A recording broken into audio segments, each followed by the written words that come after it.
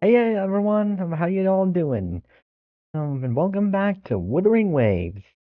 And um, so we're gonna be expecting to get a new live stream to cover the next update soon. So I want to make sure I get this main quest and with Qiuyuan out of the way before I do.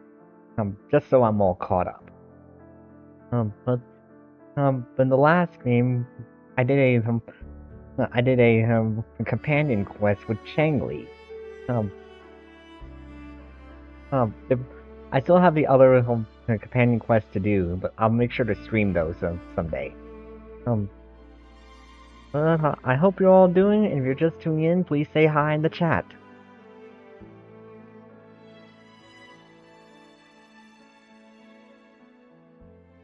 I hope you're all ready to see what this stream will be, what this main quest will be. I'm looking forward to it. I'm looking forward to it too. So now, let's begin. Dive into Dive into the dream!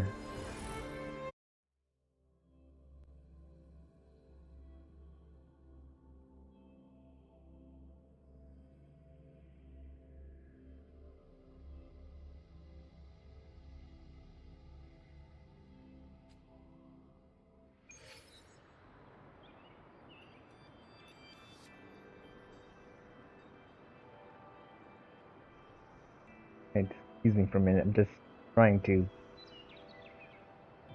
adjust my Discord settings real quick. Alright.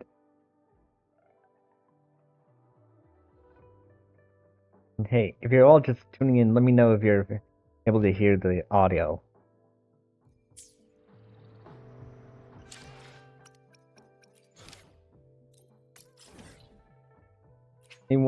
Maybe once I start the main quest, you'll know.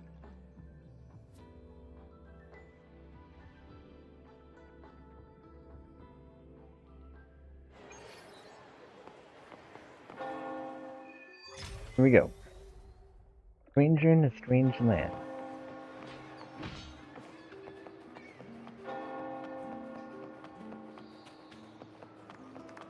Oh, it's Chacona!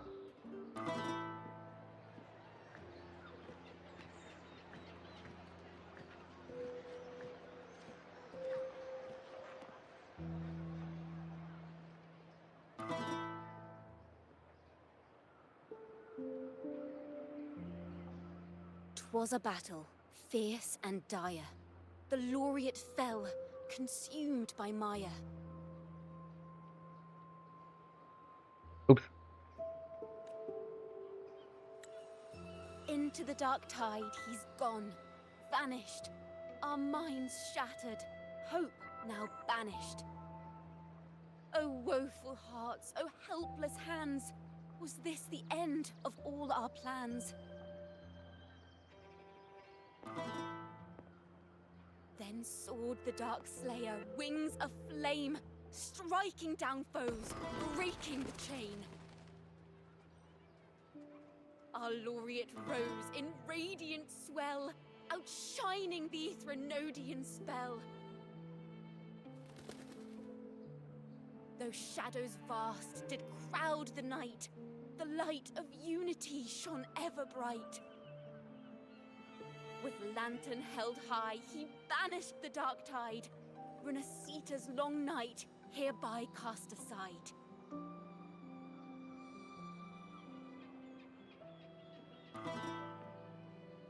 And while the dark hero has sadly gone, our laureate is here for us to cheer on.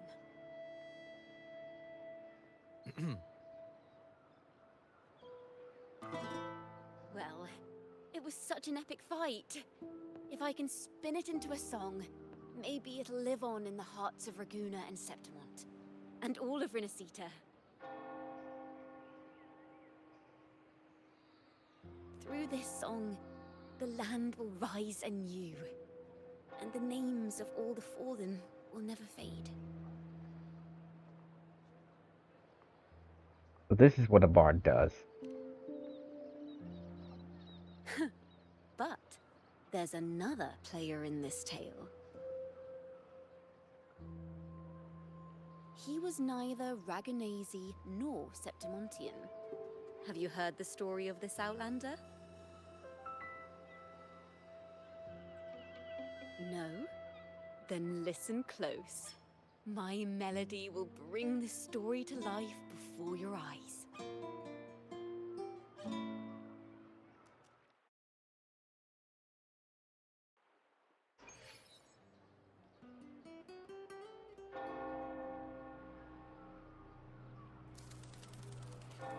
There he is. Hello, sir?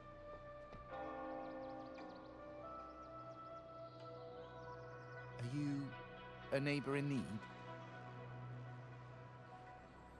By the Sentinel, the Order of the Deep will assist you with all that we have. I need to see Fenrico. You wish to confess to our Primus? Alas, Lord Fenrico is currently away on a journey to spread the Sentinel's teachings. But if you need assistance, simply let someone know you seek the Order's aid. They'll take you to the Cathedral of Mercury. You can always find me in the Cathedral, brother. My name is Leon.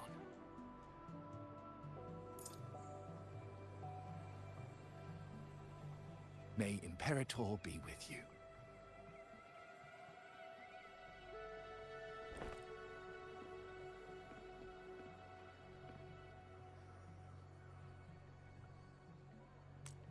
Confess to a Primus colluding with a Threnodian. But if he's not here, then I'll seek out the Blessed Maiden. Or Rover.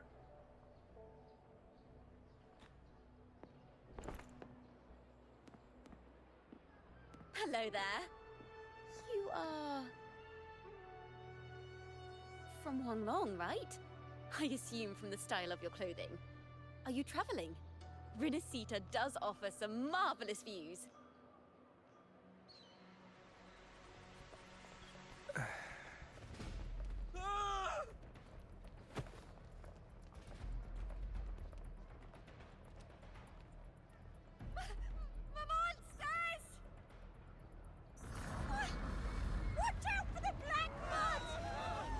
Protect the people!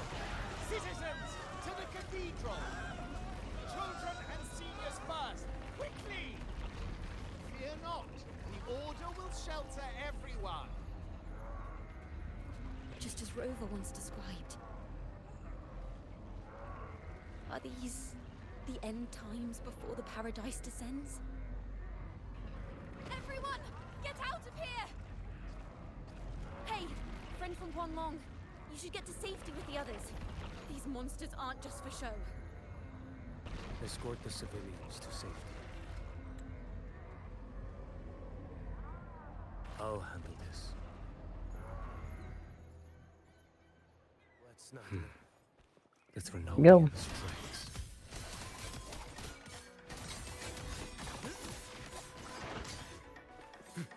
Behold this boy.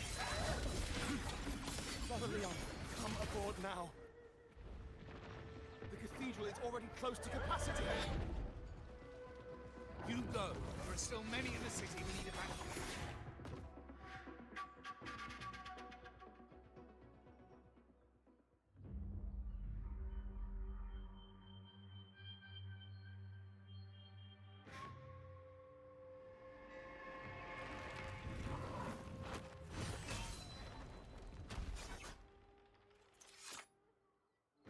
It's you. Get to safety. But there are still people trapped in the square.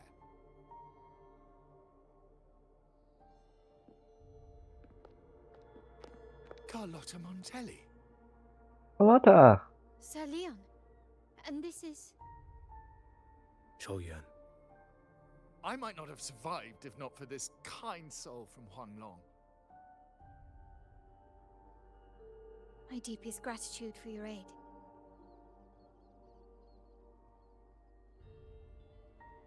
Tacit discords have appeared in the city without the slightest forewarning. Miss Carlotta, What of the Montelli quarter? Have the civilians there been safely evacuated?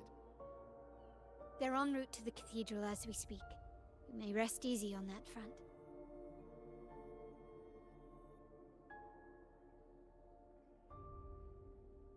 The Threnodian's shadow already hangs over this city.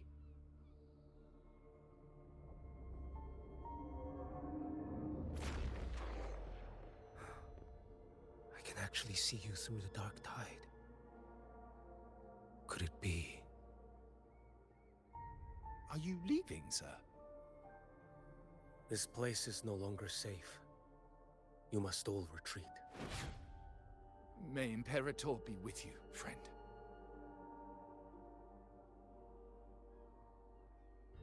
Quite the mysterious man to vanish in such a fashion.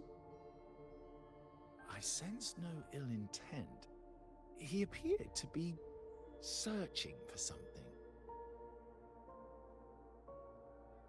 An old acquaintance of yours, Sir Leon? Not quite. Just crossed paths earlier on Bank Street. Leviathan's whispers hold no sway over Outlanders.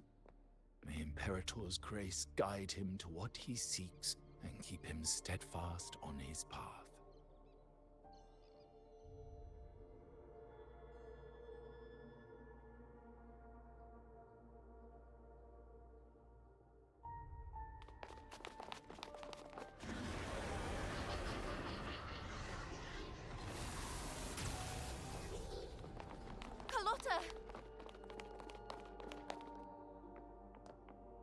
Everyone from the square should be inside the cathedral by now.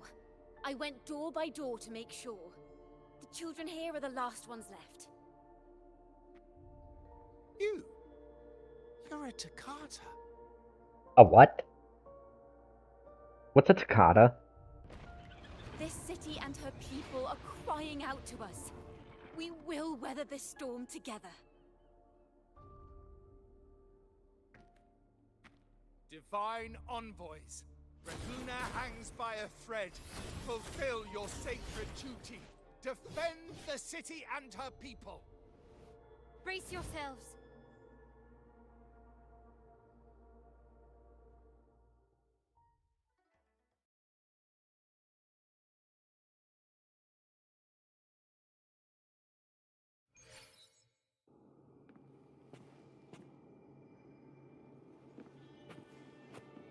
Right?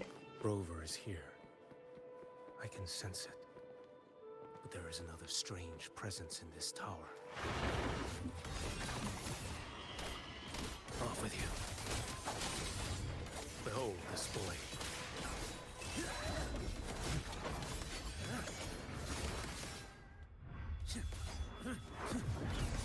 Nothing big deal.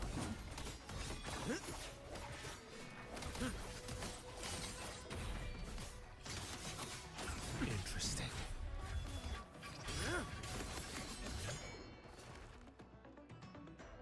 Wow. One strike. Settle it all.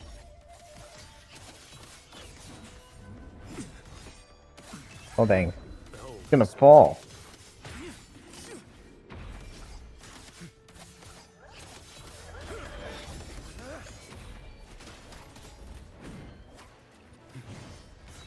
next. Answer my call.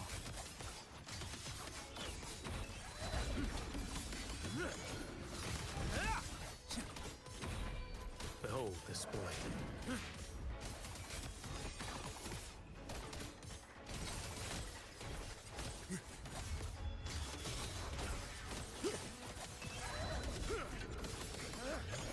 Break like bamboo. I guess trial characters can't really fall in story mode.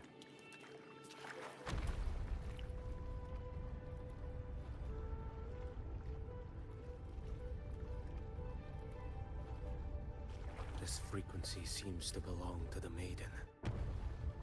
Just what I need.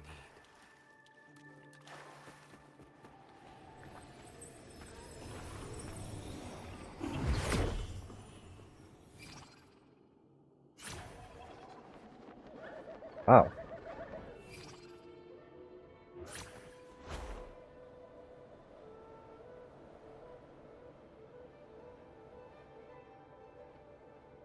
This must be the work of that maiden. But Rova was not the only one to pass through here. There's another, shrouded in dark flames with intent to kill.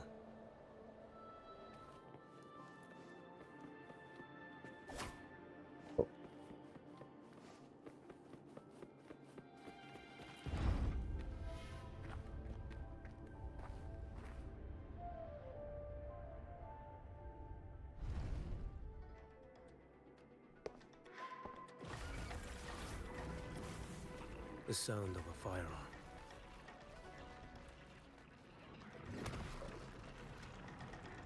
Someone got here before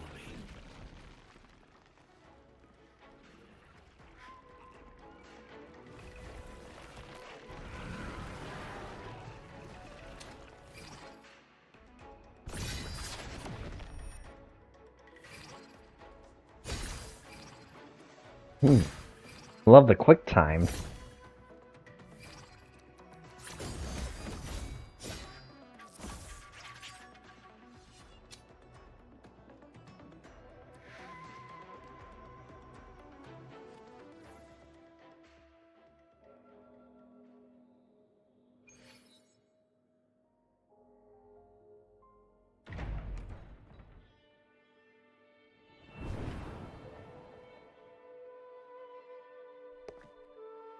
It's Cantarella!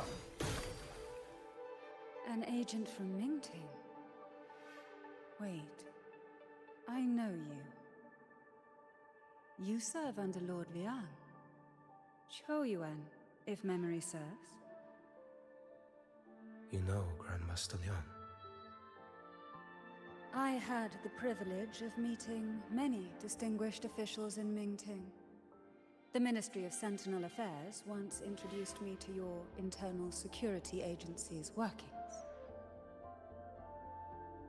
I would never confuse the man behind Lord Liang, the one without sight, yet seeing all, the Blind Watcher. The Blind See what Watcher. others cannot. That's all. Wonder why he's called that. This bullet ended Qiuyuan, yet I sense no malice from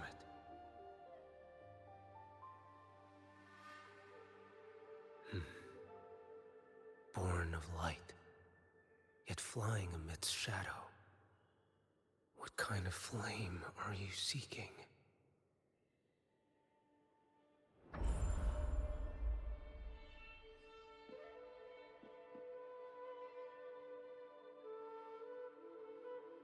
Qiuyuan, resonator of both Sentinel and Threnodian. Even in death, you remain the vessel of both. As for you, there's no record of you in Mingting's archives. All your frequencies are tied to the Threnodian. Chaotic, ever-devouring, assimilating. That is tacit discord, a power not fully your own. You seek vengeance, but she is not your true target. It's the divinity. But you kept this from Rover. That is why it all unfolded so suddenly. Besides spark and firewood, you needed another person to stoke the fire. So, it is you. You match what Magistrate Jinxi's bodyguard described. However, the mark of Leviathan's dark tide clings to you. That is why I sensed you through the dark tide in the city. Anyone tainted by Threnodian is fated for destruction. Even if a cleansing fire could burn away that darkness, when the moment of choice comes, will you turn the blade on yourself?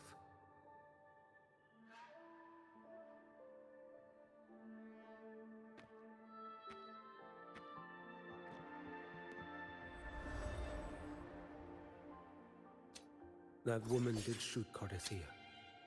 Rover is after her now. But that's not the whole story. How do you know that? I can sense lingering frequencies in the place. The Sentinel is no more. The Blessed Maiden is gone. And now the Dark Tide descends.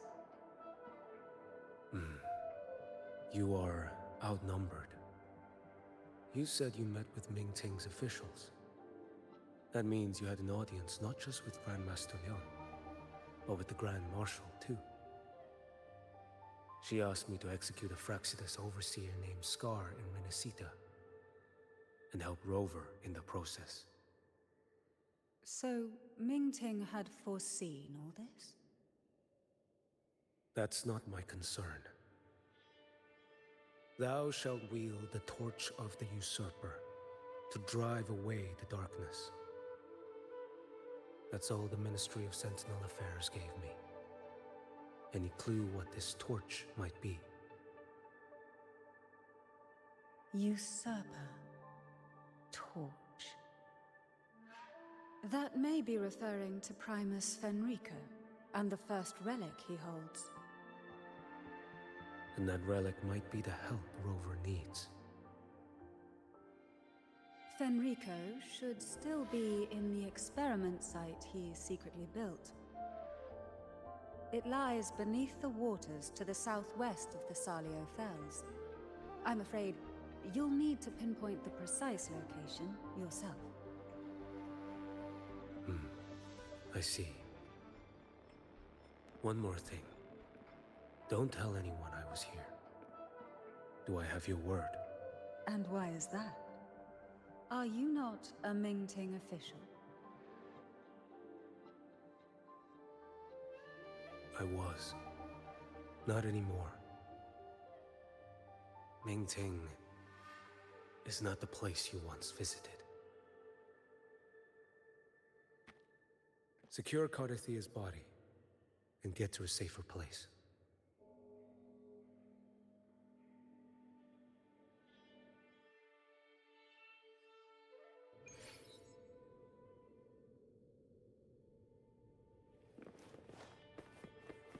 To hide such a facility under the sea.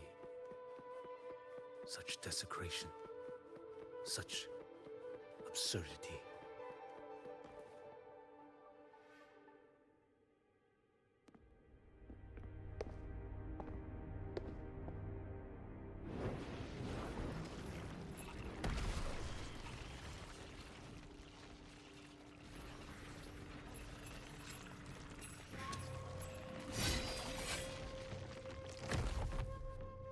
Creatures lurking in the dark.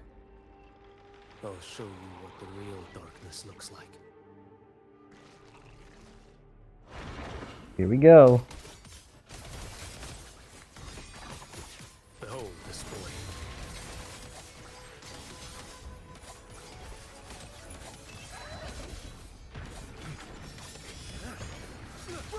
Let's not linger. Answer my call. Mandate calls. Judgment falls. Every time I do this, it happens to be at the end of a fight. What the heck?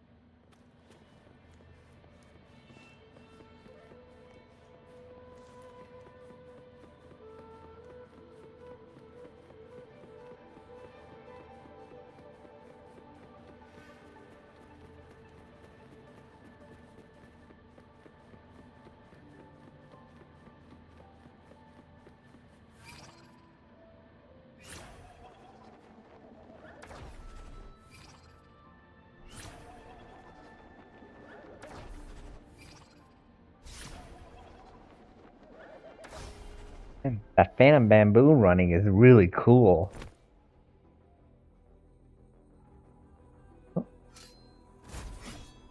Oh, Is that the guy this from... place is marred by the Dark Tide's filth. Why risk yourself, brother? It's you. the Fraxidus I sensed. Playing dress up again. Is this your twisted idea of fun? Why, the Sentinel, do you not recognize me? Your disguise means nothing to me. I recognize your frequency. What truly separates us? Brother. A face alone is a solid veneer. I am an acolyte. Just as you are a fugitive clinging to an official's uniform.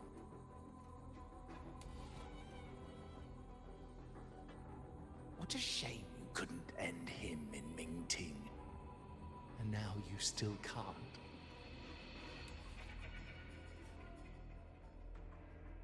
Why are you here? A grim stage has been set for Rover in this land.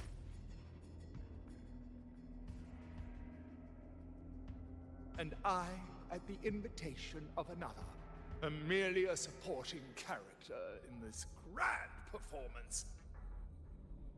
And my role is to stop you here. As an acolyte, my faith in Imperator is indestructible, though my flesh remains so very fragile.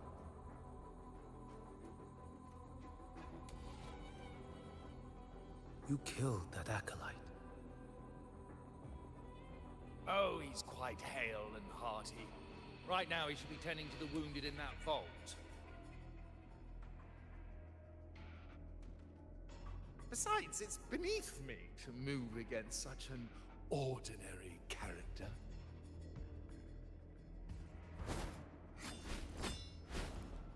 Such brutality! And here I stand, an unarmed acolyte. A pale shadow compared to Lord Liang Donyuan, the mighty master of both pen and sword. You will pay for murdering Grandmaster Liang with your blood. Oh, really? Isn't that tech yours to answer for? A wanted criminal of Mingting. And yet the Ministry of War sent you all the way to Renacita to hunt down Scar in secret. Who would have thought Mingting places such importance on him?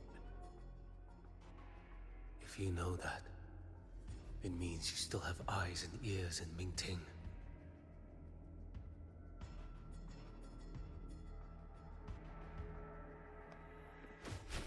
Without a doubt, I am everywhere. Speaking of which, Scar should be in Septimont now. He did a patchy job in Jinzhou and needs to answer for his own missteps. I will not interfere with how you handle him. As for our dear Primus here, a ruling hand clinging tightly to a cruel fate, a martyr yet to earn a name. You are here for him, no? Thou shalt wield the torch of the usurper to drive away the darkness. A Huanglong prophecy, yes? But isn't it just another verse in Divinity's script? What have you done to him? Me? Nothing. What you see is simply the consequence of him fulfilling his destiny. A remnant of his consciousness still lingers, right inside that lantern.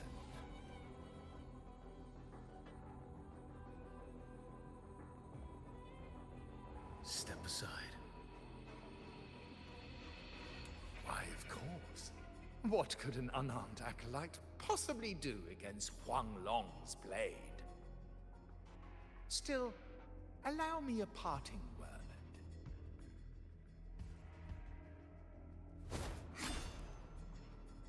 Fenrico is not so different from you. You have killed without hesitation, and your one mistake was a single act of mercy. For that moment of weakness, you've paid no less than heeded. How can a lone, flickering torch hope to banish shadow upon shadow? Ruthless soul, your end awaits you.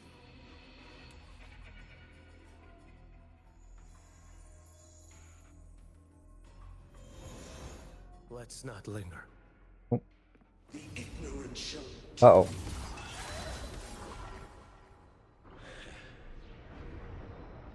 Ow.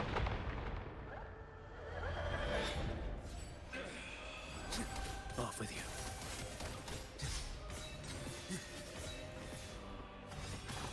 Behold this boy.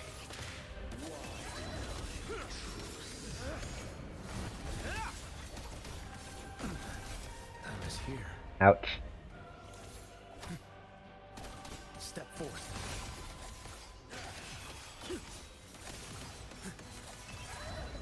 Too slow.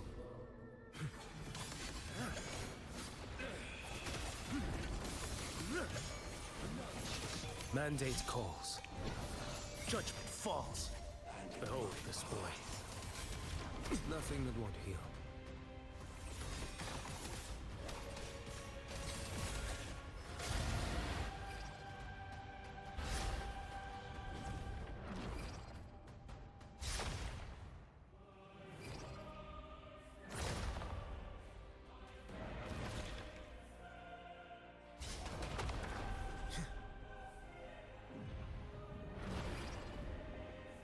One strike to settle it all.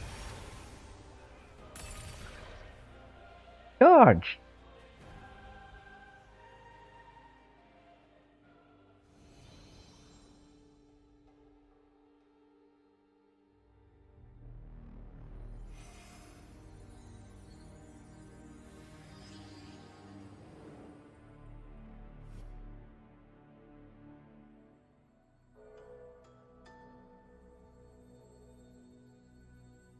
My cathedral. This is... A corner in the realm of my mind. It shifts with the person I meet. This cathedral shows your obsession. A soul from Huanglong. Here you shall find neither the gospel you can accept, nor the judgment you are meant to endure. The Threnodian has taken everything from you. Your blessed maiden is dead. Your city crumbles. The dark tide will soon swallow it whole. Your tie with the Threnodian should have shown you what's already happened. Give me the lantern.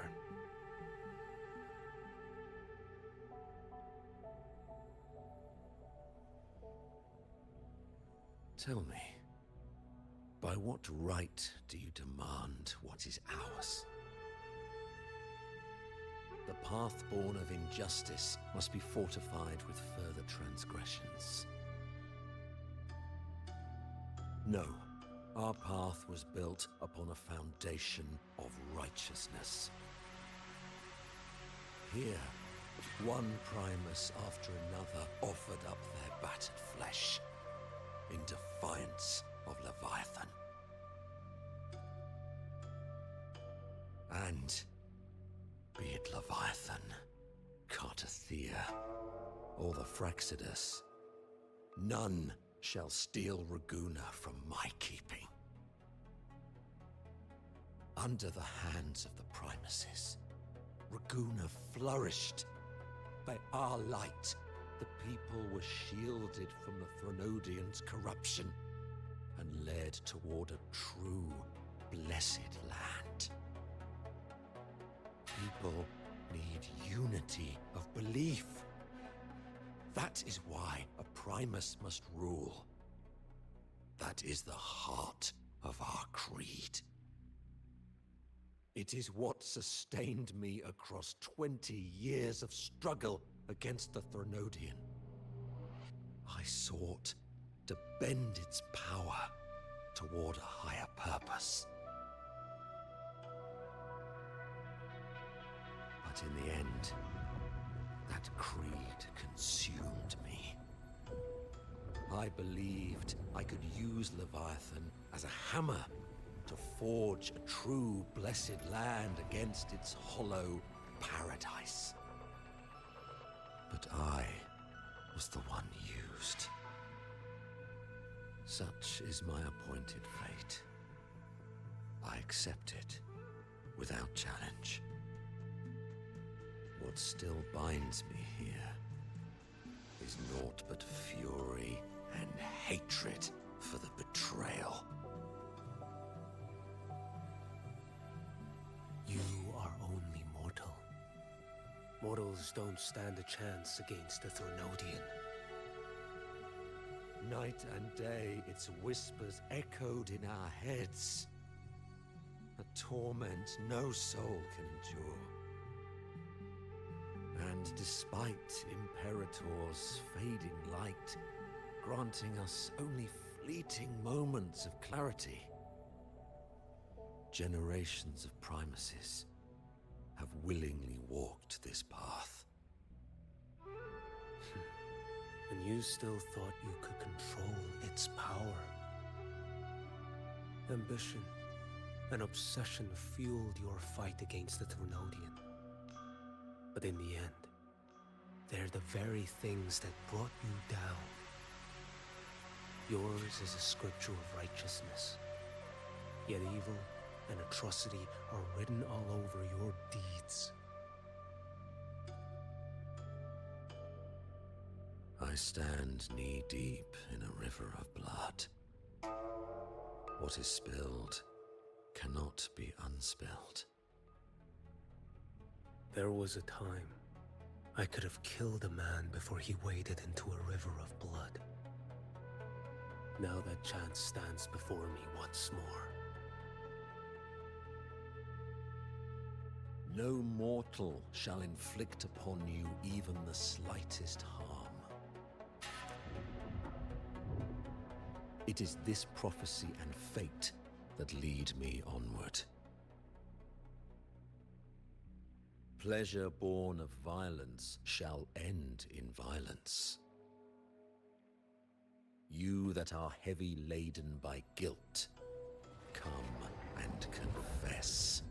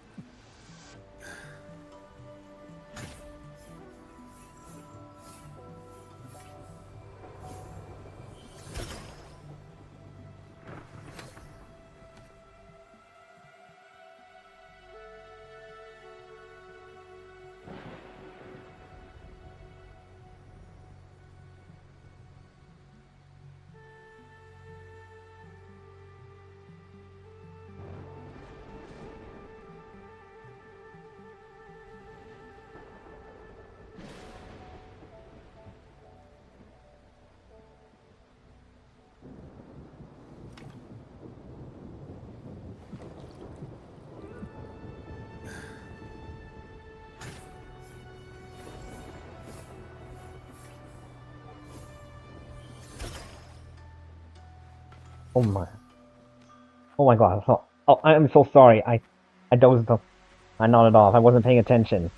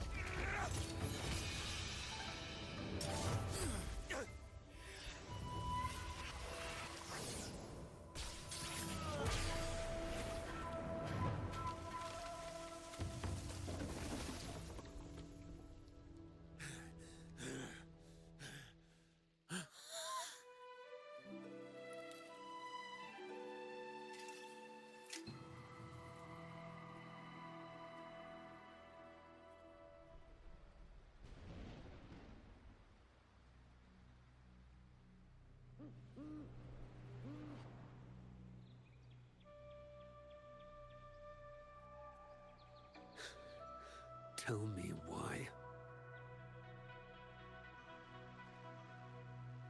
By the order of the Censorate, you are to be executed by the Internal Security Agency.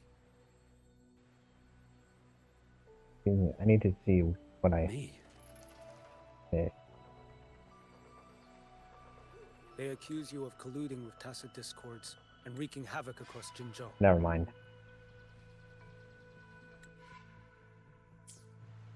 Yeah. What a joke. Killing them isn't enough. You killed these tacit discords. These people owe you their lives. Yes. So what?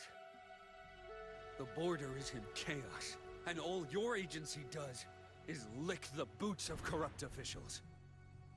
Might as well kill me here.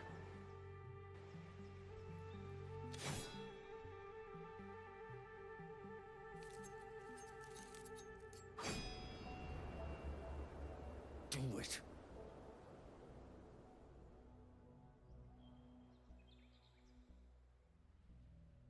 If you let me live today, I swear, every one of the ISA's dogs,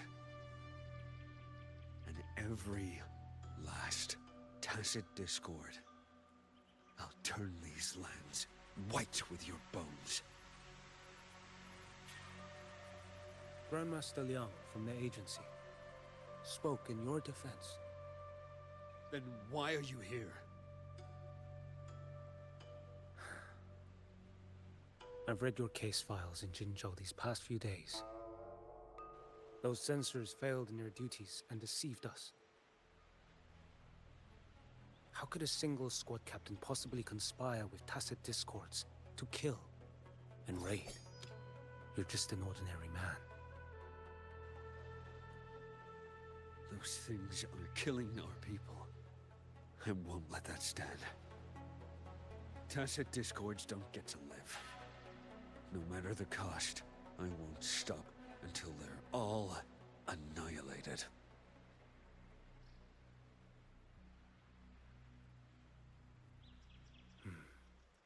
Jinzhou's survival depends on stopping the tacit discords.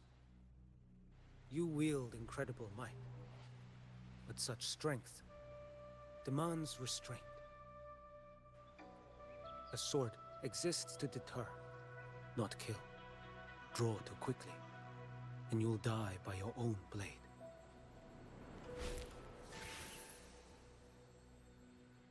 Your sword can cut down tacit discords or save lives. If your resolve to protect this land stands firm, you will forge a legacy.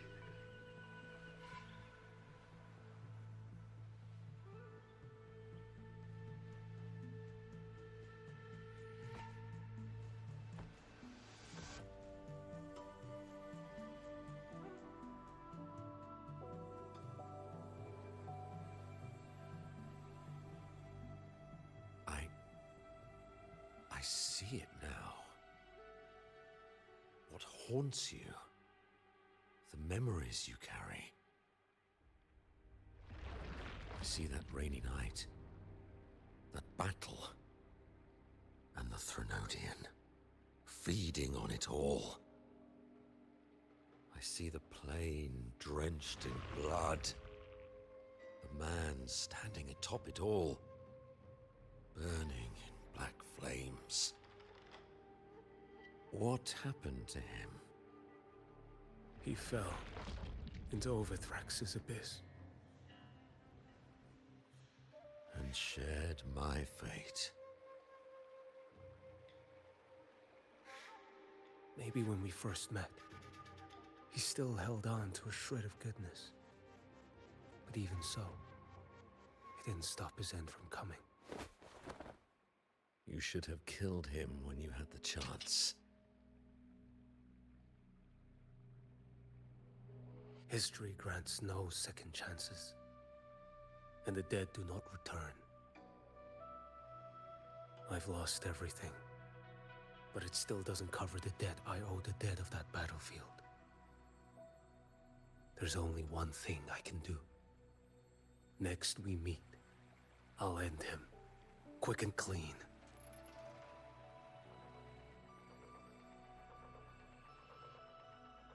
If given the choice again, would you still become Primus?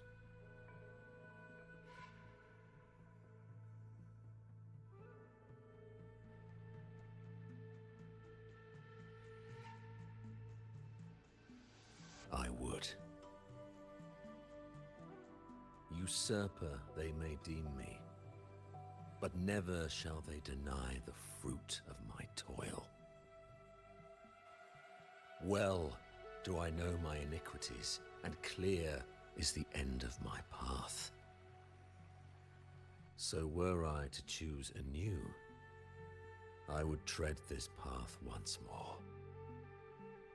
Though it spurns the wisdom of every Primus before me, though nothing but trials and terrors lie ahead. Now, take this. Lantern?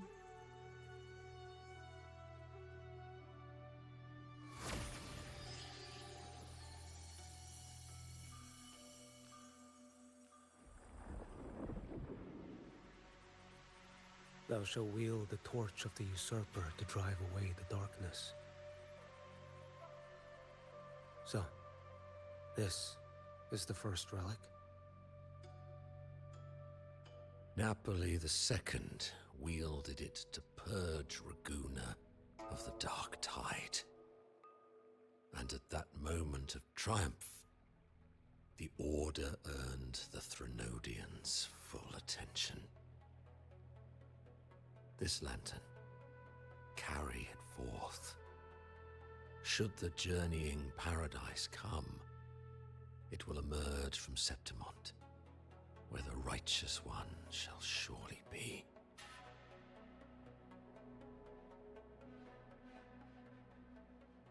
Rover has also been tainted by the dark tide, like you. The dark tide binds us all. I did feel his presence. He now stands as the new Harbinger, walking a path that was never meant to be his. That is why he needs this lantern far more than I do. Is this your penance? I do not repent.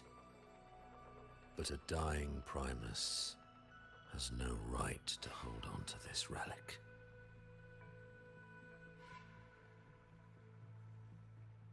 This is my destiny. Upon deception had I built my reign and legacy, and no mortal could inflict upon me even the slightest harm. The wandering righteous one is no mere mortal.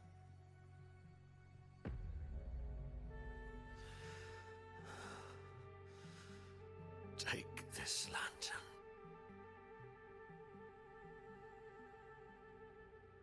The flame of ambition and obsession has died. Only the lantern's glow remains. So, do you seek vengeance? In violence shall I end the pleasure born of violence. The Threnodian is no easy kill. My flock, the faithful of the Order, and the wandering righteous one, they shall prevail. Even though I should fall into hell, Leviathan too shall burn beside me. Become my knight. Take this and go. In this way, shall I fulfill my destiny. I am Fenrico Macbeth. Though I may never stand among the greatest Primuses, history shall remember me as Fenrico the First.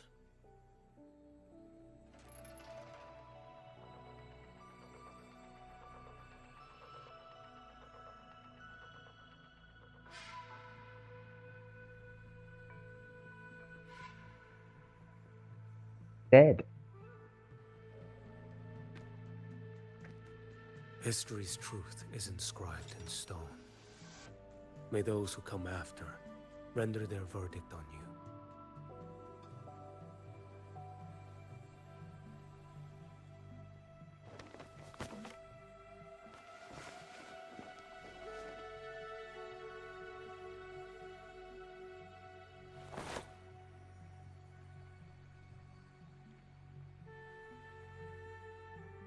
So ends the past of Fenrico the First, of the Order of the Deep. Your wish is well received.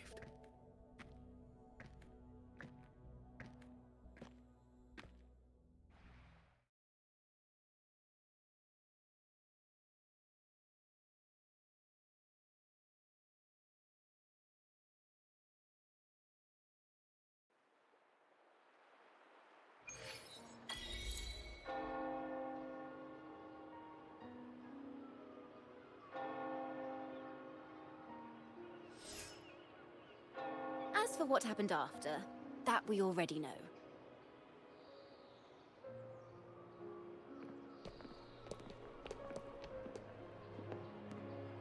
The mysterious swordsman stood alone and held back the dark tide at the fiercest front line.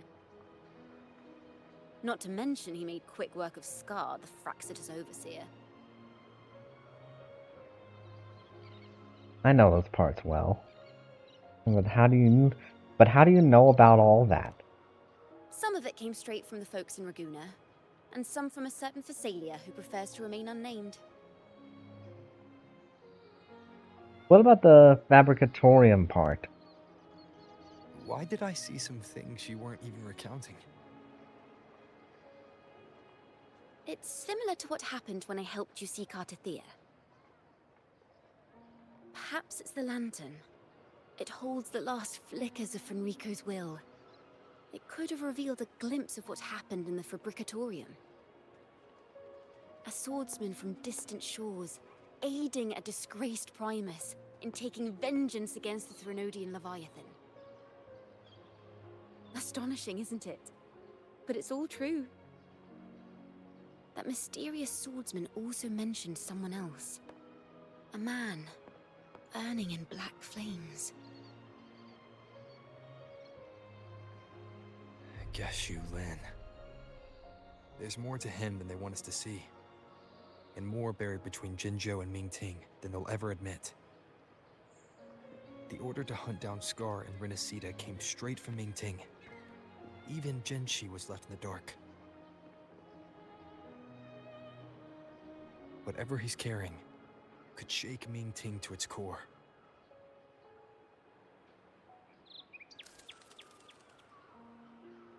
Guess you'll have to wait until you're in Huanglong for answers.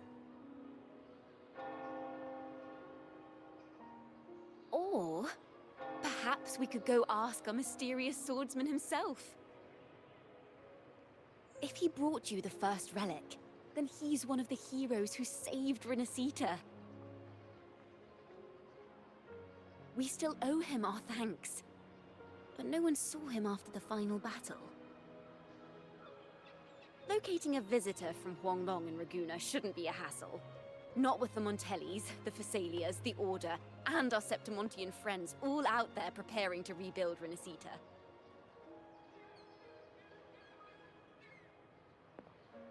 Let's go. I bet we can find him.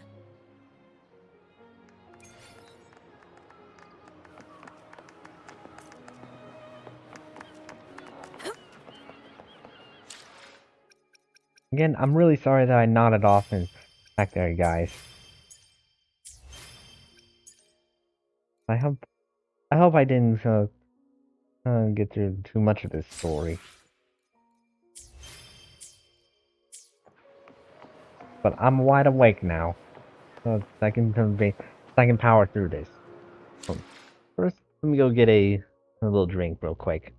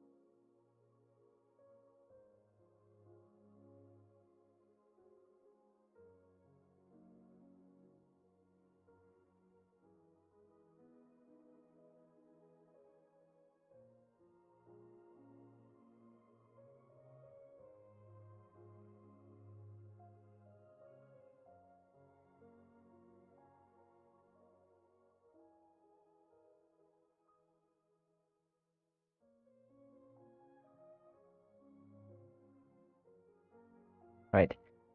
I'm back. Let's go.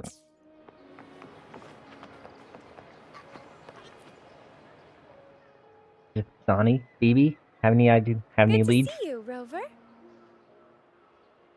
Ms. Zani and I have been assessing the damage to Averado Vault and the Cathedral of Mercury. The vault is all right. As Lady Carlotta instructed, we just had to throw a few collections away. You saved the day. The losses are nothing compared with the safety of our people. By the way, have you seen Qiuyuan, the one from Huanglong? I think I saw him by the square. Hard to miss someone from Huanglong in the crowd. I also noticed quite a few friends from Septimont there, discussing the rebuilding. Maybe you could ask if anyone's seen him.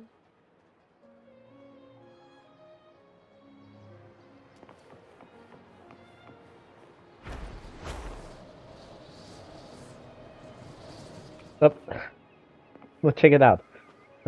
Double Augusta.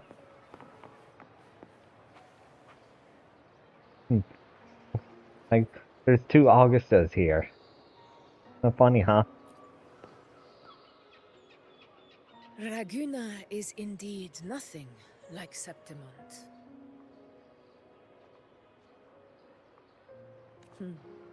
A harbor like this suits sea trade far better. Is this your first visit to Raguna, Augusta? It is. After all, Raguna was closed to outsiders. But we'll be heading back to Septimont after trade negotiations with the Montellis and the Order are concluded. About the Huanglong warrior who aided in Septimont's frontline defense. Have you seen him? The swordsman named Qiuyuan.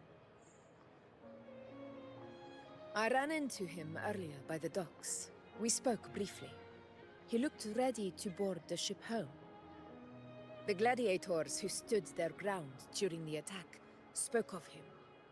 They said it was he who held the fiercest front line alone when the Fraxidus unleashed the Dark Tide. I don't dare imagine the casualties without his aid. I want to thank him in person as well. The ship hasn't set sail yet, so you should find him at the dock. Thank you.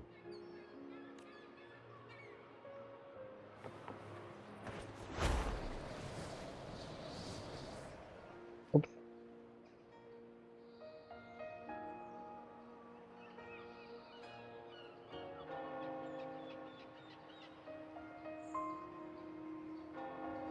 Sir, how long before the ship departs? There he is. The captain says once these goods from Septimont are loaded, we prepare to set sail.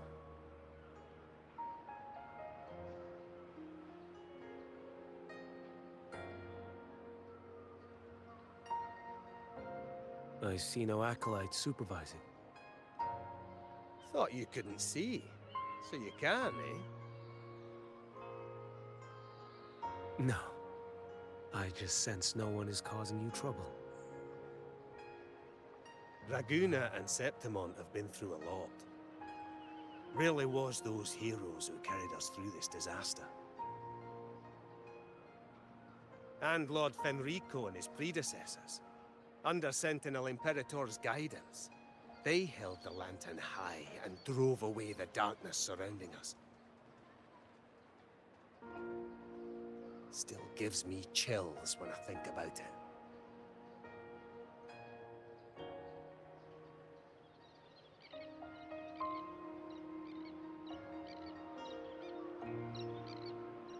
That's all behind us, sir. Right you are. You board first. I'll be ready soon. Aye. Thank you, lad.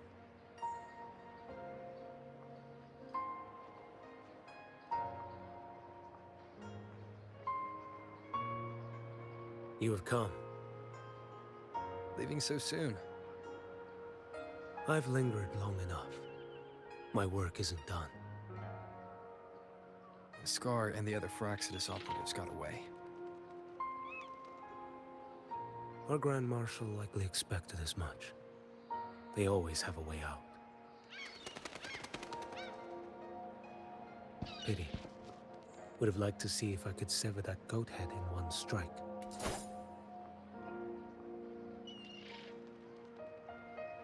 I still haven't properly thanked you for your help in Septimont. Leviathan's influence was aimed at Renacida. Outsiders like me were spared. Besides, it was the Grand Marshal who asked me to help you here. You should save your gratitude for her when you visit Mingting someday. She takes great interest in you. Mingting. I've only been to Jinzhou so far. The world is wide. Row far enough, and you'll find your way there.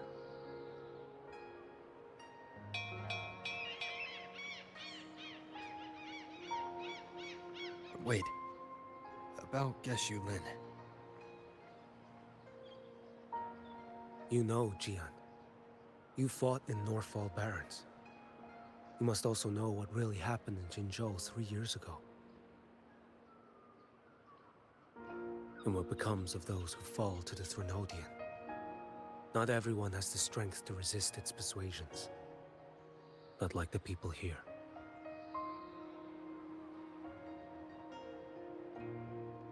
Are you still after him? Back then, corrupt officials lied to the Internal Security Agency, to Grandmaster Liang, and to me. I went to Jinzhou to execute him. But at the time, he wasn't what they claimed. It was only later that he fell to the Threnodians' influence. For the lives lost in that battle because of him, death is too light a punishment. But it's what I can give him, and what I must. Come now, lad! You missed this ship to Mingzhou and you're waiting till morning. They call you Rover. You are not without a home. You are a blade with a sheath. Those who stand by you are your home, your sheath. They will fight for you, and you for them.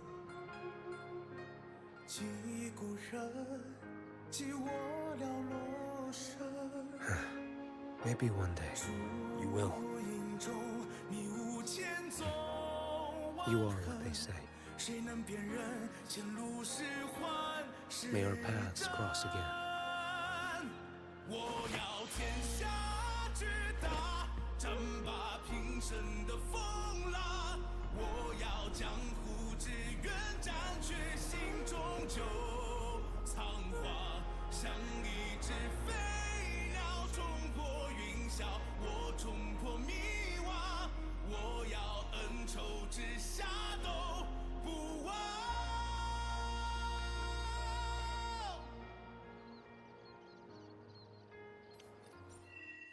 Huh.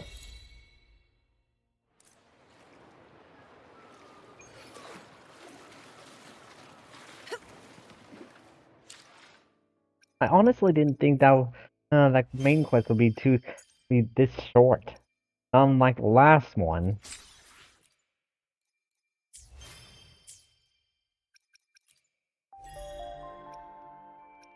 Since I got extra time, I'll do like a companion quest, or whatever else is there that I need to do.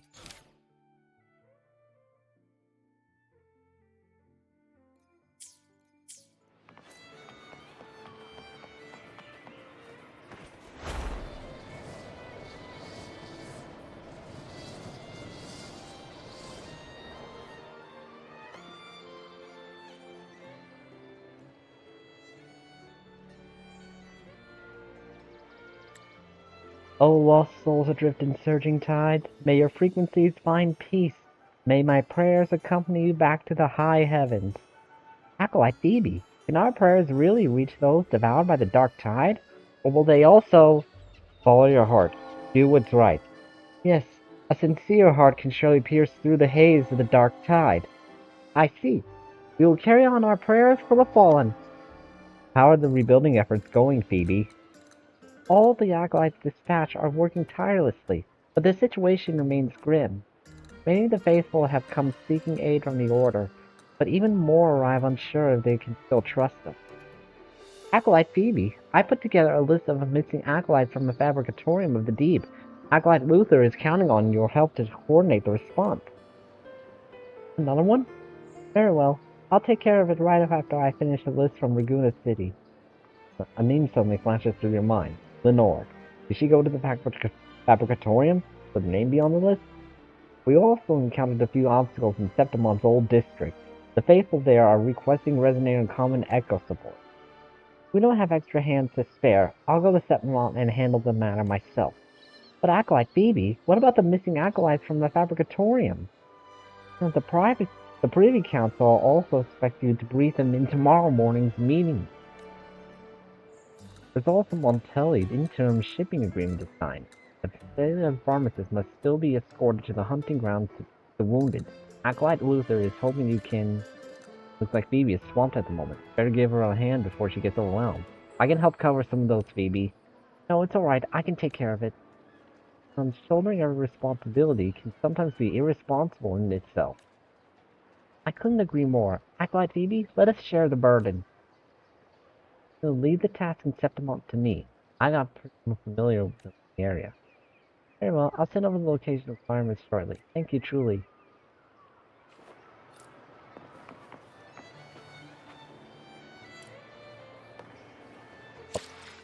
I'll just head them over. I'll just teleport there.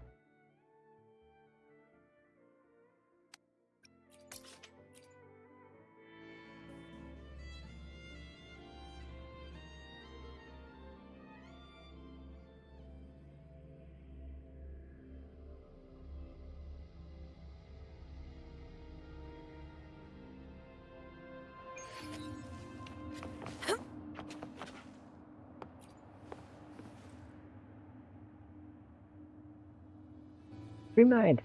Maji! Boy, am I glad to see you.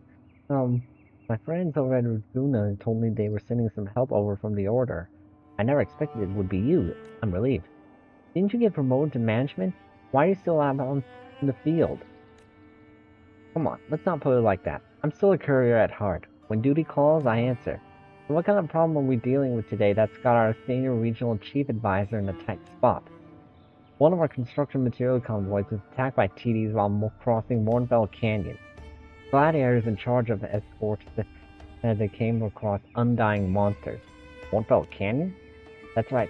They said those monsters would come back from the dead no matter how many times they killed them. They just wouldn't die. I'll go check it out. Here are the coordinates. Best of luck to you.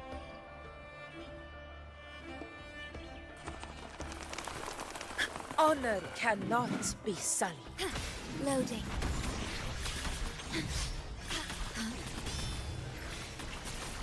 Astral modulation. Fury boils. Silence! Burn! Fight by my side.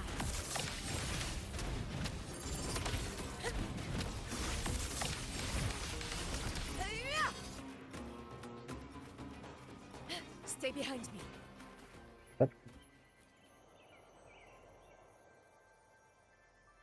Didn't think scaring off a bunch of cowards would be enough to attract the attention of the legendary Dream Knight. Are you sure all that's left of Septimon's heroes now? Bedulius, you're alive? Well, I sincerely apologize if that comes as a surprise to you. So many warriors of Septimont perished under the Dark Tide, yet a lone gutless bastard like me still breathes the air. Ironic, isn't it? And for that, I have Lady Frolova to thank. The curse that which laid on me was so strong it ripped me out of the Dark Tide after the Threnodian was sealed, anchoring me within Mornfell Canyon so that I may live in eternal torment. I guess I'm not her favorite, but on the other hand, I've been given the luxury of bearing witness to a game more exhilarating and bloody than ever. I must be the most spoiled person alive. What makes you so overconfident? What makes you so confident? And you, what gives you such confidence? Even before the Dark Tide reached these lands, the Septimontians had deemed tavern fistfights the perfect entertainment. Blood and glory, rust and burning sun, and men like me, we are the true colors of Septimont. What makes me so sure the receding tides reveal a fertile future and not a land soaked in blood? How about a wager, Jimmy? Which will come first? My cleansing by the eternal sun, or the revival of the bloody Aegon? No need for the sun. I can do it myself right now. Come now, don't be such a killjoy, Dream Knight. I can't harm a hair on you, and I'm sure you know I'm not so easy to get rid of. Why not sell this in a more dramatic fashion? Speaking of which, take a look at this gift I prepared for you. Blackwater spews from the ground before vanishing just as quickly. Place stands a girl, Lenore. I pulled this girl out before the tide could devour her. Don't worry, she's perfectly fine, just unconscious. You'd save someone? Because I heard the prayers, Dream Knight. This girl once prayed for me too, did she not? A wondrous voice straight from the heavens. It even pierced through the dark tide that engulfed me and gave me strength. I am a senator of Septimont.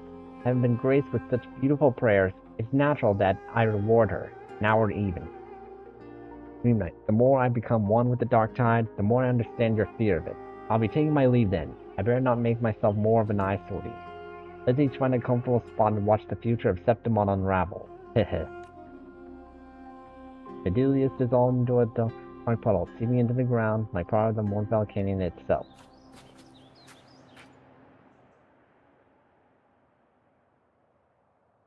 Is this the underworld? What are you doing here? Could it be your... Oh no. No. That means Renacita's doomed. Calm down, Lenore. The disaster is over, and everyone's busy rebuilding. Come on. Come, I'll show you. You can be part of it. No, Dream Knight. I don't deserve to be part of that everyone you speak of. I chose to fall into dark tide on my own.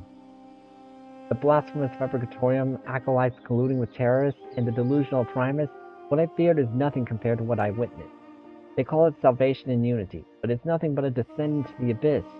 A hollow lie that strips people of their will.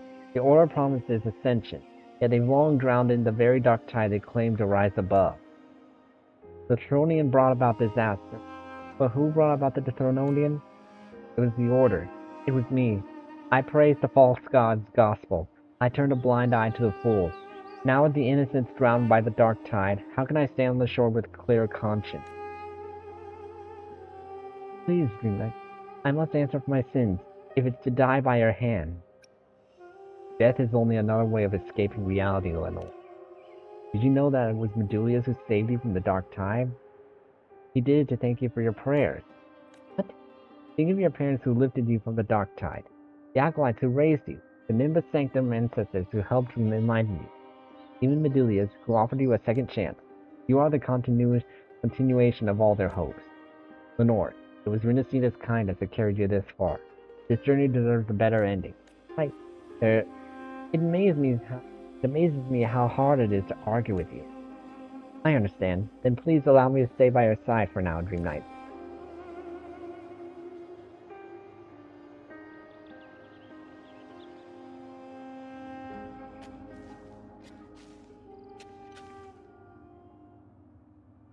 Dream Knight, you have no idea how grateful I am. Oh, and who might this be?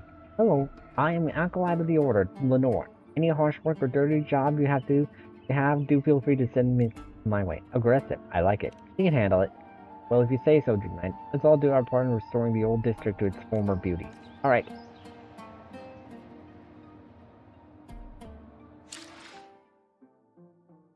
Wait 2 more days.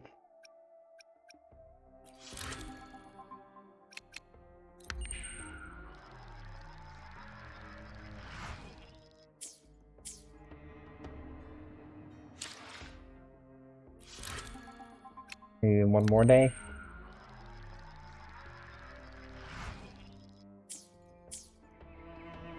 There we go.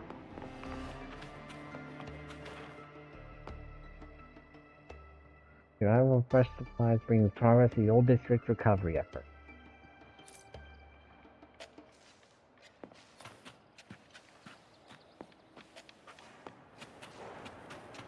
Stay behind me.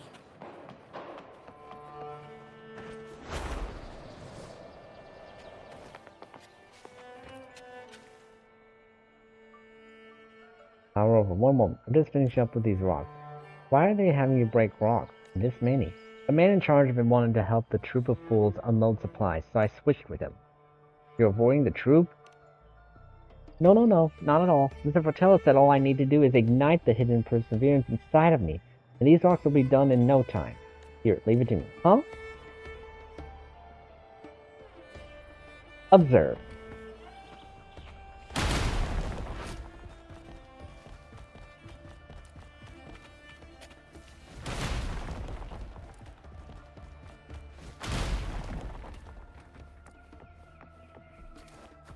Cool.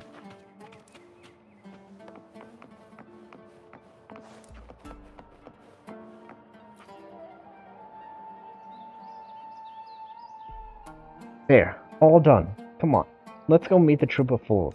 Okay, the troops are made up of pilgrims. Is that why you're afraid to see them? No, it's not like that. I'm just not prepared. Well, you're in luck. The troop of fools appreciates people who come unprepared. Huh?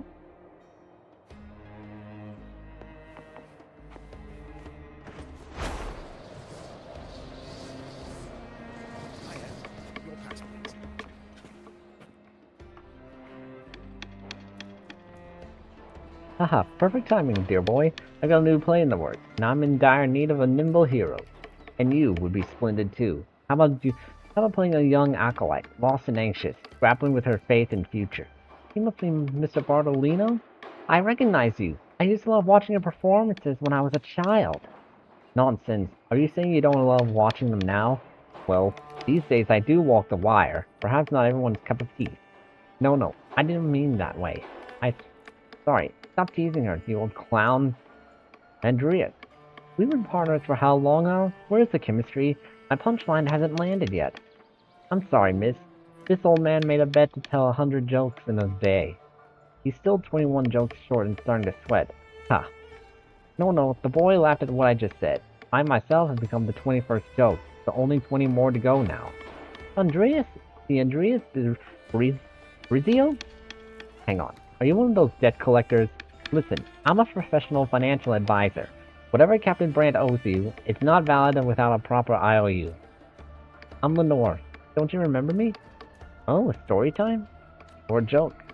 Ah, I remember now. You must be Miss Lenore from something archive of the Sanctuary Affairs Bureau, right? You sent me sympathy letters after I applied for the Order's aid. They didn't give me a single penny, but your words back then meant the world. Thank you. If only I could have done more for you. Huh. Good thing you didn't. Otherwise he'd never have ruffled the Order's feathers and ended up on a pilgrim's tale branded as a fool. He'd just be a dull, credit-counting merchant the rest of his life. Well, I admit that one was a bit dark, but a joke is a joke. That's 19. If only I'd noticed the Order's plan sooner. If only I...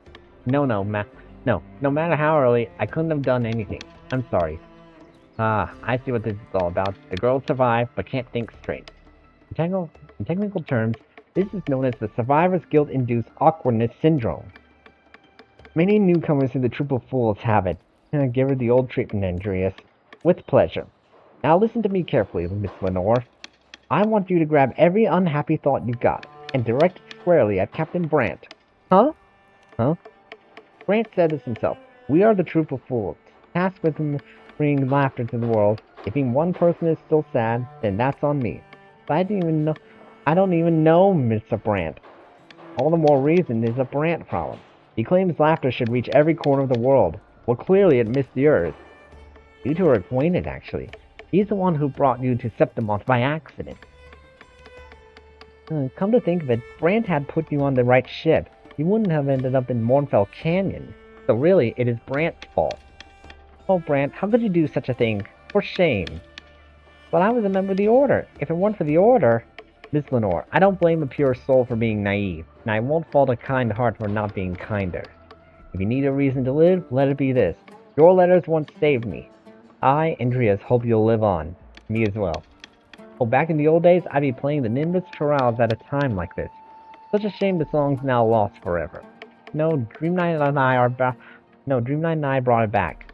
It's truly a beautiful song. Before leaving, Andreas hands Lenore a list of the troop's upcoming performances. Yeah. I wish to live on, Dream Knight, to work hard and make amends for my mistakes. For what it's worth, I don't think you've made any mistakes. No, I was a child of the Order. The more kindly everyone treats me, the less I can shamelessly turn my back on it. I will do my best to live on until everyone forgives the Order. I'm sure that's what the brothers and sisters still serving it believe too.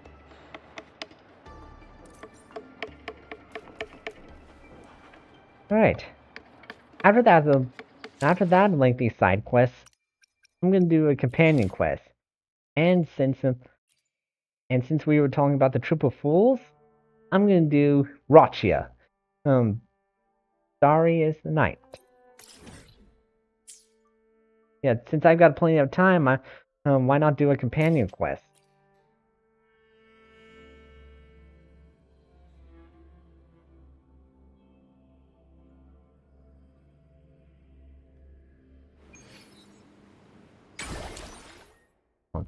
But I'm gonna take a break first, so then I'll jump into it.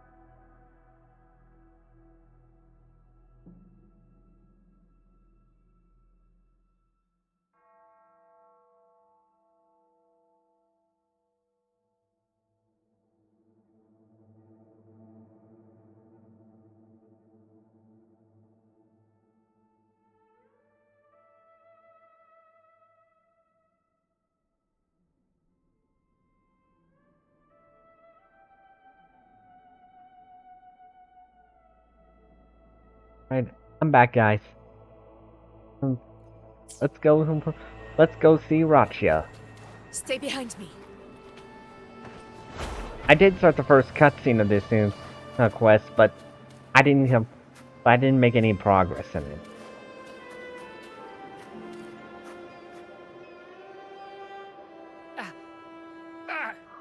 My hand.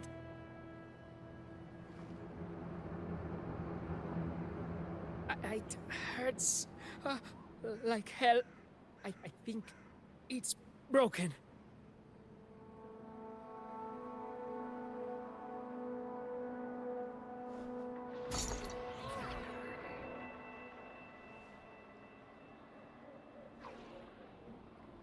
Roccia asks the young man to hold still before treating him with some medicine Pero has taken out from her box.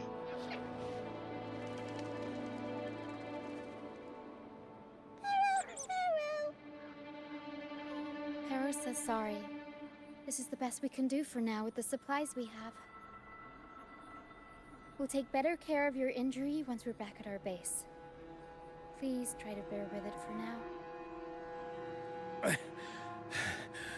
I'm still alive. Good. I'm alive. Good. Little mean man Billy growls as he speaks. Please, excuse me. I haven't eaten in days.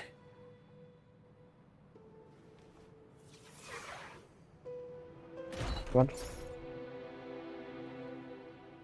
I'm not gonna read all of it. Thank you. This is the best meal I've had since boarding that ship.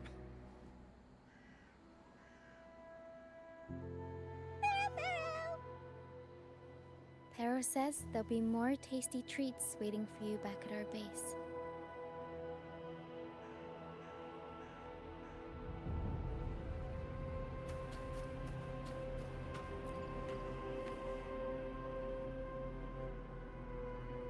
We're almost done counting heads first, mate. You ready to head back? You guys go ahead with our new members. I'll stay behind for another sweep to see if we missed anything. But we can't just leave you here by yourself. It's okay. Hera and I do scavenger hunts all the time. We'll be fine. The captain handed me the reins before he left. People's lives are at stake. I can't afford to mess up. I'll stay with Roccia. Ah, the laureate. How could I forget? Then I guess Roccia is in safe hands. Well, make your way back as soon as you're done, okay? I got kitchen duty today. I'll make sure a big bowl of pasta's waiting for you.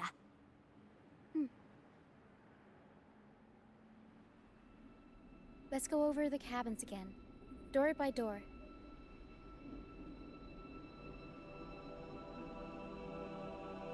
Some people aren't here anymore. Their stuff's still around. If they brought it all the way on the Pilgrim's sail, it must have mattered a lot. Things tend to hold on to memories. Looks like Paris found something.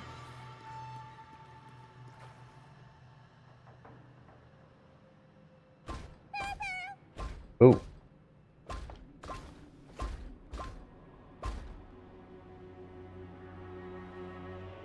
It's faint, but there's still hope.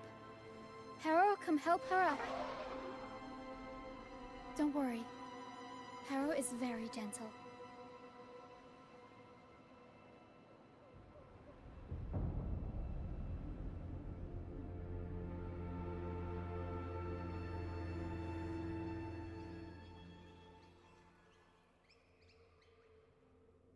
Watching a Pero help a little girl rest in a medical tent.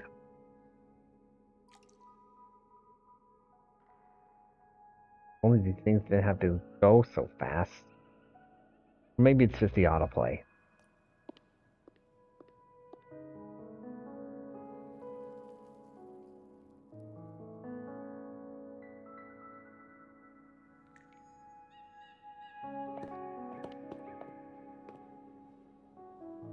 What took you so long? Come on, grab a big bowl of pasta while it's still steaming.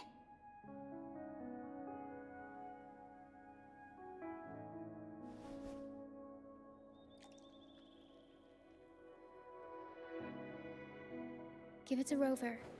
I'll eat later.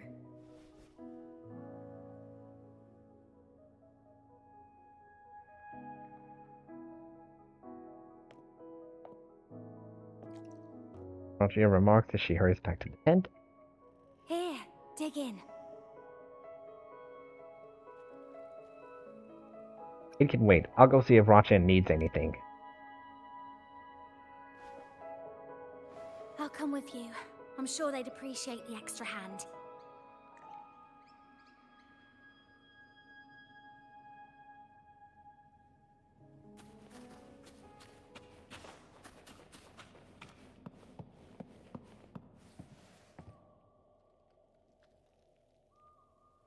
What? She's still alive? Wait, I didn't mean it like that. Back when we checked the ship's cabins, we thought she was already... Oh, I can't believe myself right now. It's all right. We can still save her. We should disinfect her wounds before removing the splinters. No rush. Nice and steady.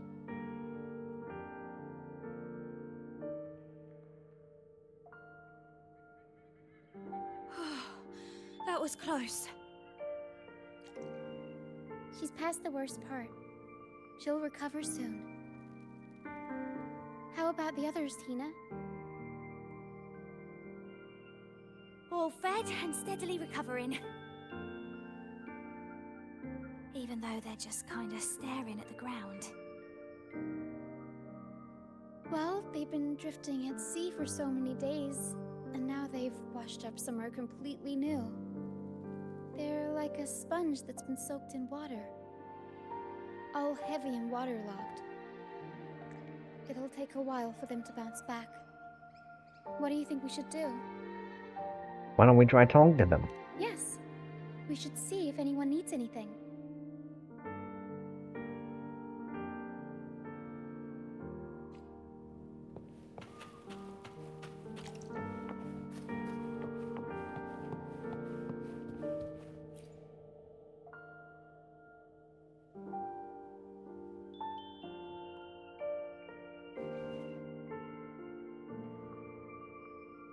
Hello, how's your arm?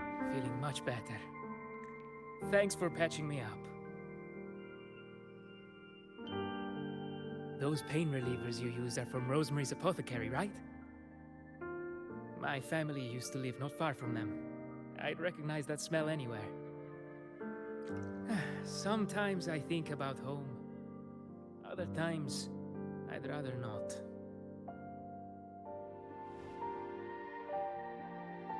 I miss my soft couch and the smell of herbs wafting from the apothecary.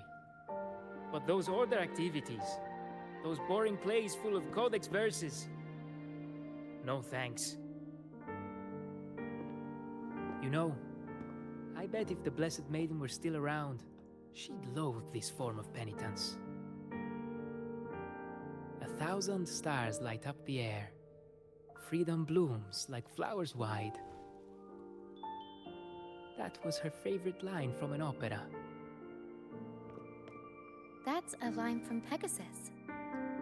Exactly. It's about a world where people can choose their own beliefs instead of blindly following some rigid creed.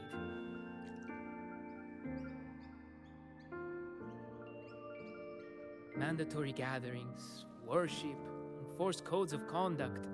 They even dictate what plays we can watch and how we should laugh and smile.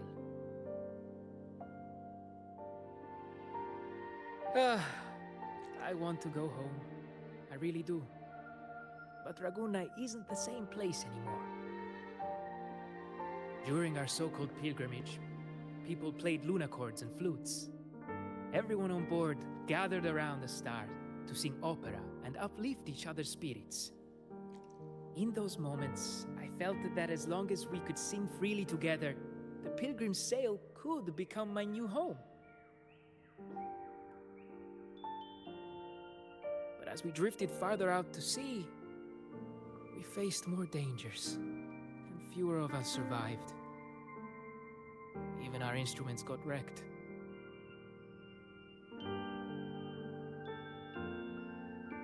Now, there's no way to perform again with what's left of us. I'm lost now. Nowhere to go. And no home to return to.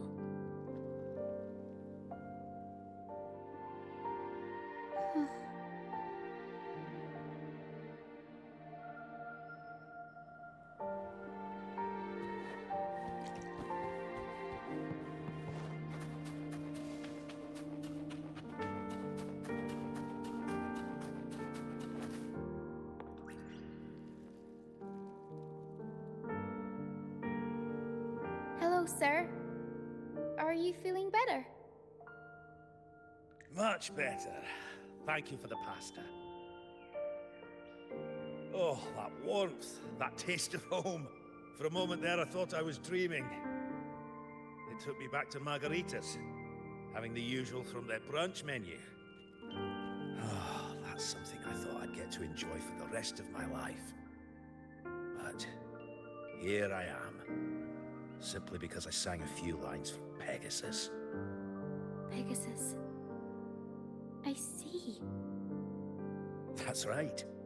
Folks on the ship used to perform together, letting the day's mood pick the song. Just had to keep an eye out for the order. That one was an all-time favorite. Would you ever get tired of it? Get tired of it? No, why would we do that? It's a real gem, that one. Lifted everyone's spirits during the hard times. If only the world were like that, where everyone lives freely. I wouldn't have to endure so much at this age. They called it a pilgrimage. But tacit discords pursued us the entire journey. We lost so many. The truth is clear to everyone now.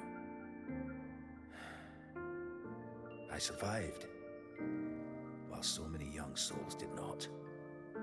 I didn't even have the strength to take their cherished belongings with me.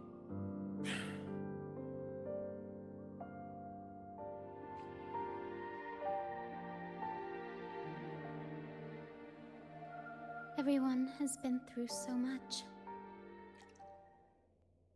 All those rules on how to live. Forced exile. Friends gone missing. Barrow. Is there anything we can do to cheer them up? Pasta? True, food is always an essential. But bellies are full and spirits are still in the gutter. Medicine for the body, sure. But for the soul, we need something grand. Everyone we talked to kept mentioning the Pegasus Opera. Maybe we could arrange a little performance with them and their companions. It's decided then. The welcoming opera will be Pegasus. A welcoming opera? Well, traditionally, the troupe always puts on a show for newly rescued pilgrims. It's our way of saying, congrats, you survived. We hope it sets the tone for something better for them. Pero and I searched through the ship and found what must be their companions' belongings. Some are a bit damaged, but nothing I can't fix. I'll patch them up and we'll use them in the performance. That way, they can be together again, on stage.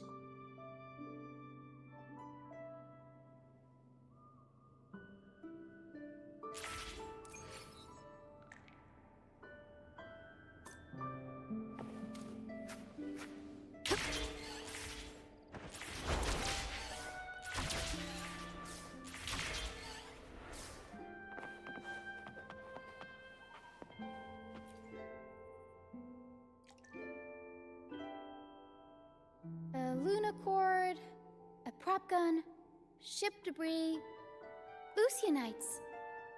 Would you look at that? Well done, Pero. I didn't know Pero could carry someone. Not only that, Pero could swallow an entire ship if she wanted to. She can even analyze frequencies and give me the full backstory on all this stuff. Yikes. You see, objects carry people's thoughts and feelings. And what better way to share those than through an opera? What do you think, Rover? When is someone really gone? When no one remembers them? Well, there is some truth to that. But as long as Pero and I are here, whoever owned these items will never be forgotten. Beyond high walls we fly, through mist where dangers lie. Over wrecked bows and ships adrift, I chase the golden fleece's gift, under the North Star's light. If only life could be as grand as the opera scripts. Anyway, I'll fix these items up, give them a good shine, and voila! Everyone gets to perform together again.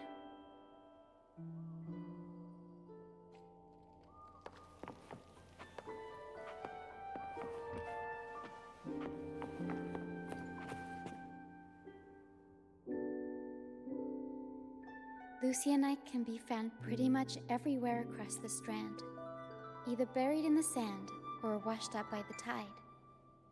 Legends say each piece is a soul trapped in the Strand. After facing wind and rain, day after day, they start to lose their shine. We need to collect them before that happens. They're glittering. Yes, the Lucianite's glitter is what makes them charming. We can use them as stars that shine in the night sky. As for where they fit onto our stage, let's set them around the center.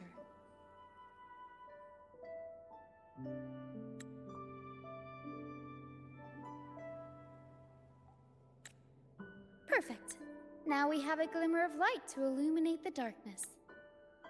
After placing Lucianites, Pero emerges from a box, extending countless tentacle-like arms.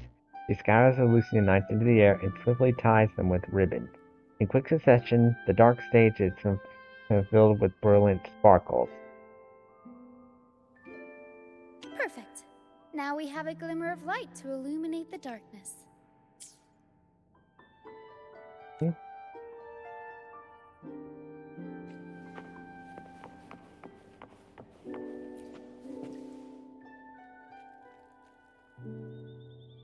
These bits of ship debris may not look like much, but they were once part of countless pilgrims' ships. They carry all the fear and confusion people felt. But they also hold onto their strength. Perfect for stage props, right? Mm-hmm. This debris will make a good backdrop material. Or we can scatter them around the stage to help set the mood. Come on, Pero. Let's get them up there.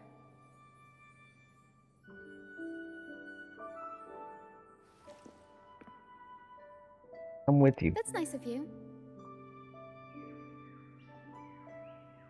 But the troupe doesn't make his honored guests carry heavy stuff.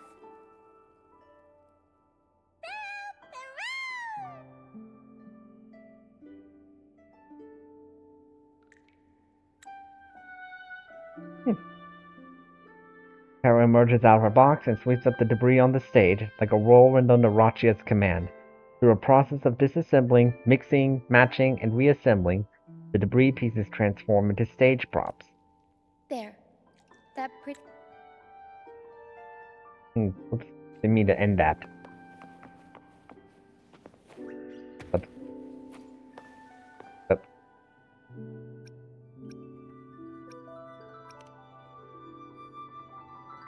Found these earlier. Flower petals. No, wait. They're pieces of a wreath.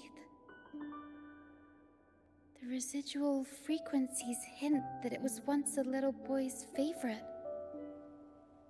He was shoved into a crowded cabin with no idea what had done wrong. He never survived the sale. He didn't grab the prop gun in time. The wreath got blown away, leaving only a few petals. These petals are very delicate. I need some time to think about how to work them into the opera. For now, I'll have Pero hold on to them.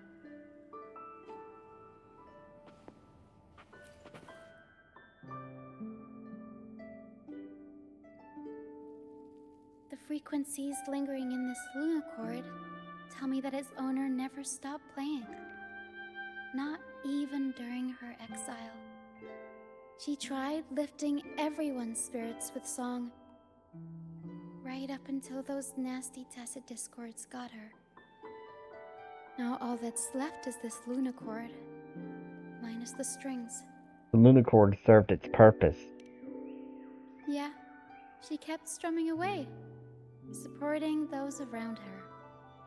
Wait, I've got an idea. Even without the right strings, we can rig up something else. It can still be used to help people.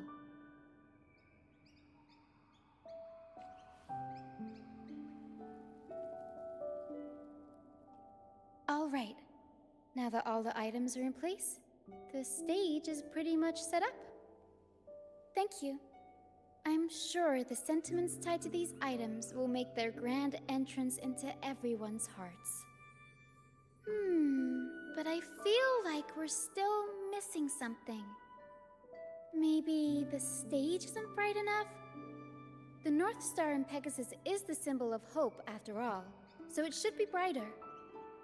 I remember Filippo said that everyone used to gather under a star and sing, but I didn't find any stars on the ship. Why don't we go ask him?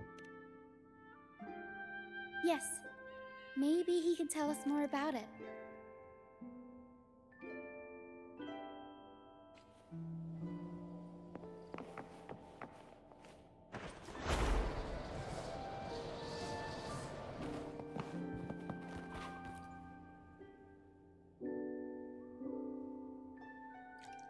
Hello again, Filippo.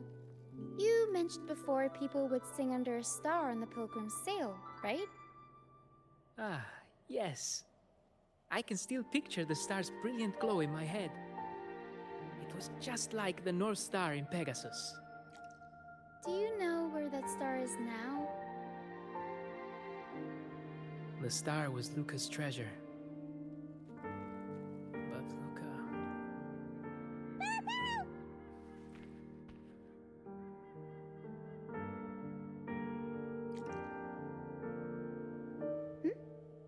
Para says Luca's awake.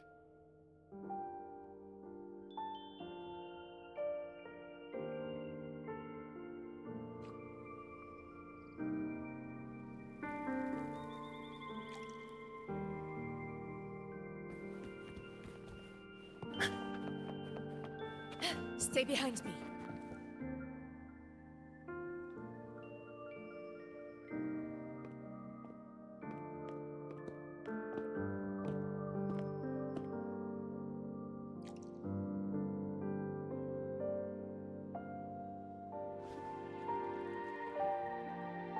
I lost Mum's special treasure.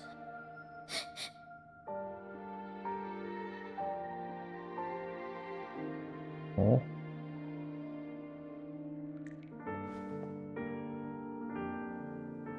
The light from the star kept the darkness away. He looked after everyone when we were at sea.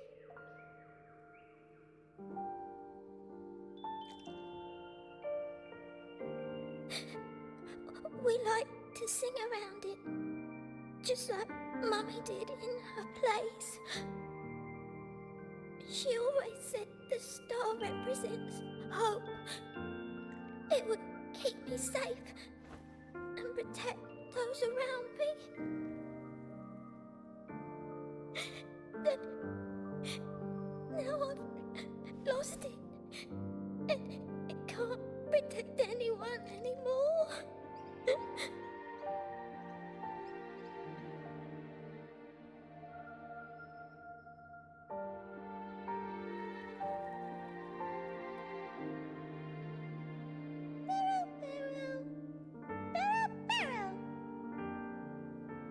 Harrow says you should rest up, and we'll go find the star for you.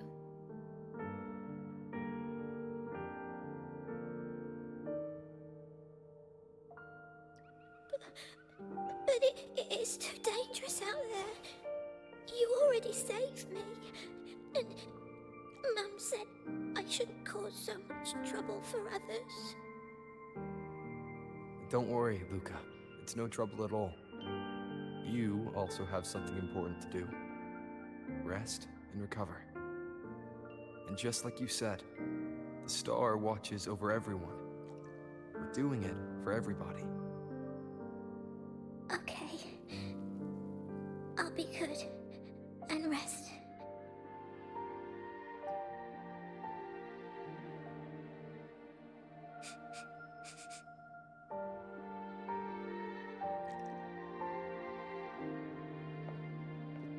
Pero can sense the frequencies of the star left on Luca. Now that Pero is on the right scent, we can start our search.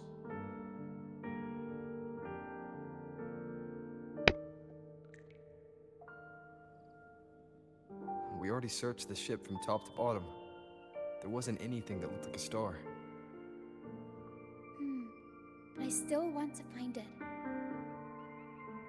I want everyone to have the chance to perform Pegasus again. And the props we use should be items they've all used before. Things they're familiar with. The frequencies or feelings attached to the items can affect the people using them. They all see the star as a symbol of hope. This positive vibe will get magnified by the opera and spread to more people. So yeah, I'm still going to try and find it. There's always a chance, right? A chance is just another way of saying hope.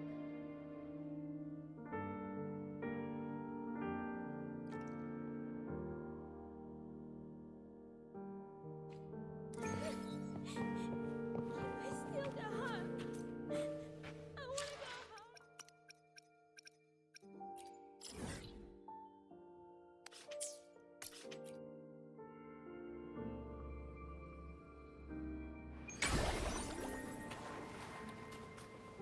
Stay behind me.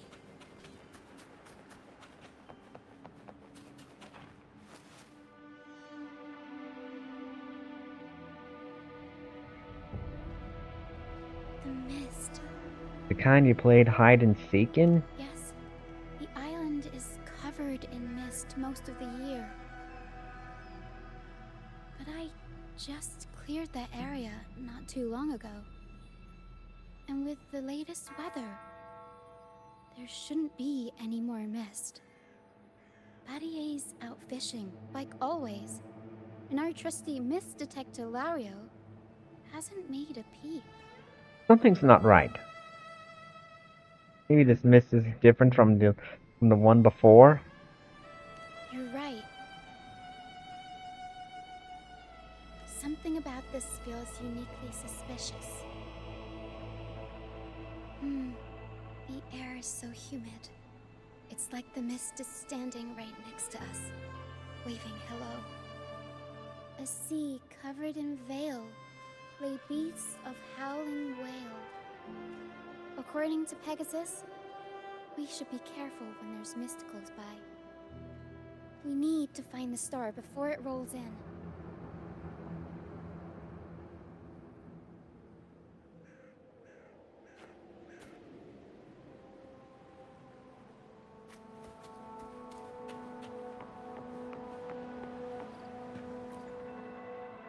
Looks like a piece of ship debris.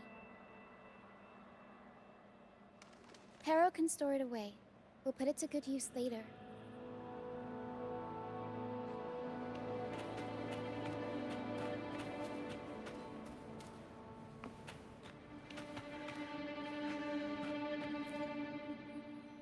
Oh, it's a seashell. Clean the seashells, toss them in with some seaweed and salt, and ta-da! Seashell soup! Pero, pack the seashell in the suitcase. You know how to cook? Yeah, Pero taught me. I only know a few simple recipes, though. You'll have to go to Pero for the fancy stuff. Pero can cook? Everyone loves the food Pero makes.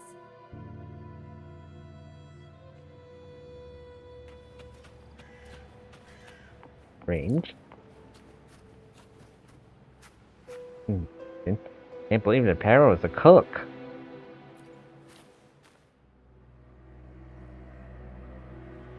Finally! Something shiny. Oh! It's a Lucianite. Well, at least we managed to find something shiny, so that's half the battle.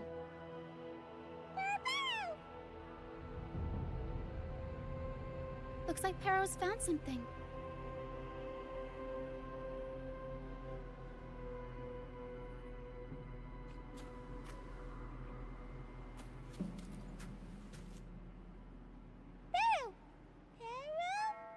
Pero says she's found the star's frequencies in these traces, but there's something else mixed in with them. The frequencies are a jumbled mess. I can't tell them apart. Leave it to me. Didn't know you were this smooth with identifying frequencies. I'm impressed.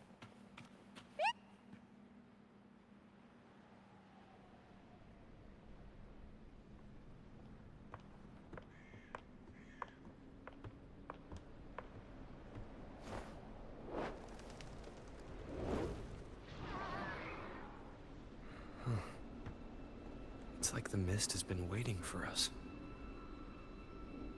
This isn't the usual hide-and-seek mist.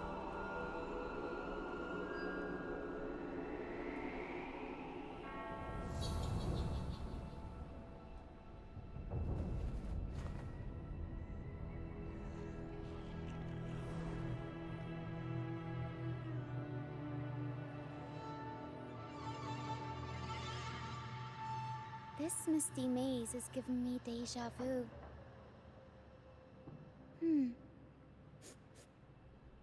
A strange and suspicious smell. It's familiar, but also different. Like a poorly done copy. In Pegasus, the maze is woven from lies and malevolence. Inside, it's as chaotic and unpredictable as a misty sea. There's every kind of monster in there. At the heart of it all lurks an archdemon who's a master of all things evil. It steals, distorts reality, spreads confusion, and plays puppet master. I wonder if a fellow opera fan borrowed the scene from it. To play the Archdemon? What kind of person would want to be the Archdemon? Whether they're playing an Archdemon or a hero, after putting so much work into this whole setup, I'm sure they're expecting something in return. In an opera, you can get hope and personal growth, or the power to deceive and manipulate. And one way to find out. You're right. Let's go inside and see for ourselves what the mastermind behind this mess is really after.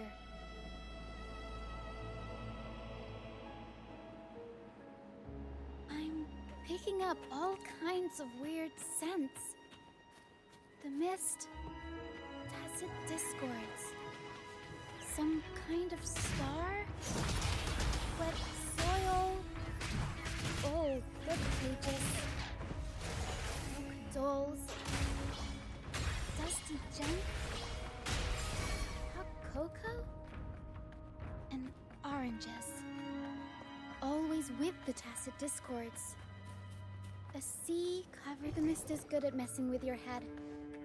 Anyone can get lost in it.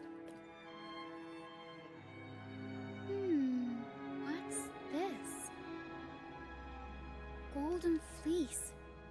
And it's got the Dragon of Dirge's scent. The tacit discords won't go near it. Looks like drag marks on the ground. Seems like someone moved this here not too long ago.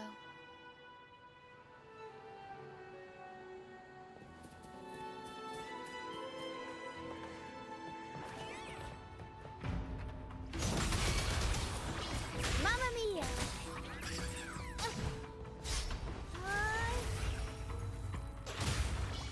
Mamma mia! Avanti! Figurati!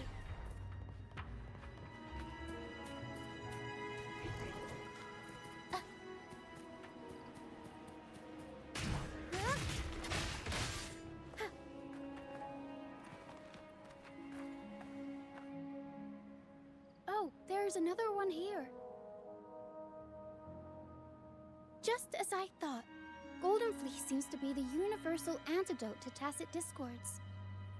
Seems like someone put them here on purpose. Were they trying to force the tacit discords onto a specific route? Or were they trying to drive them away and create a safe path?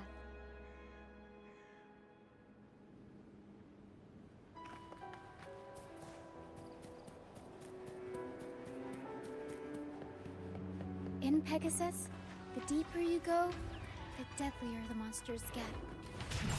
So, surprise, surprise, the tacit discords here are extra feisty. Watch your step.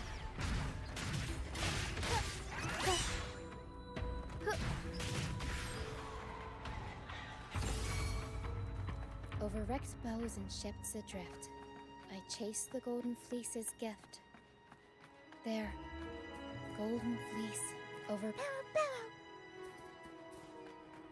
Pero says there's a powerful tacit discord nearby. Time to take the gloves off. Here we go, Pero. Turn of events. Mamma mia! Avanti! Figure out. Leave it to me. Undying glory!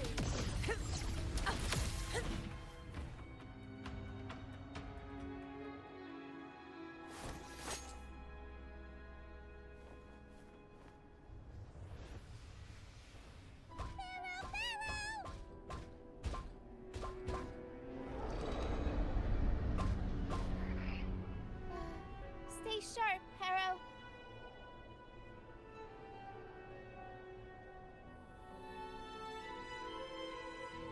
I'm here with you. Don't worry. Okay.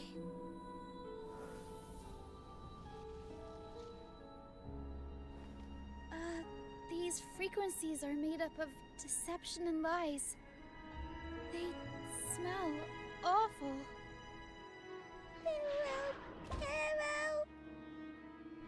Pero senses the star inside the cave, and something else she can't describe.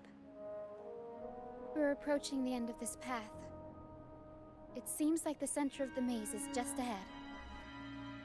Soon, we'll find out what lies at the core.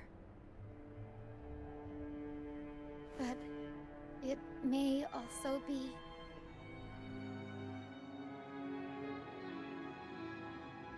No risk, no reward.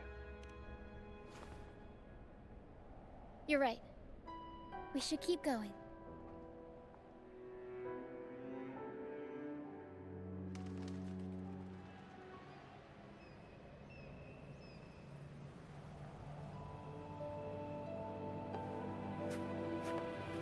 Stay behind me.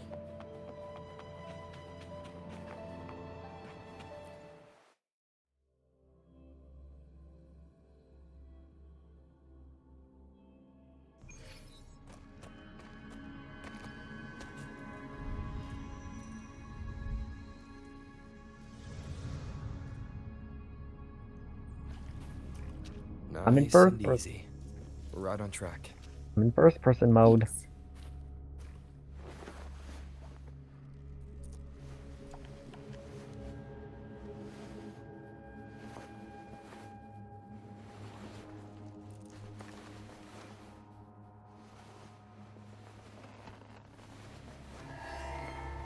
Ugh. That's creepy.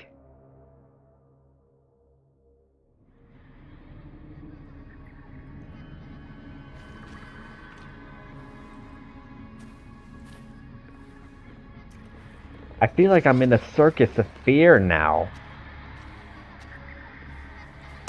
Ugh. It's okay. We're nearly there. Okay. What's with all these balloons?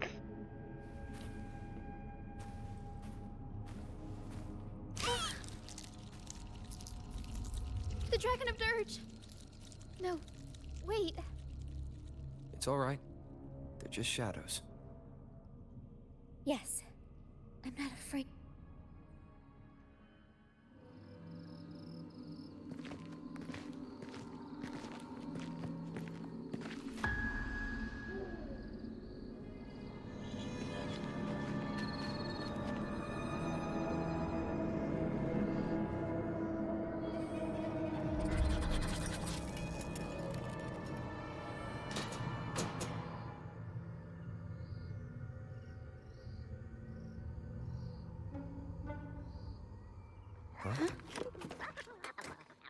Echoes?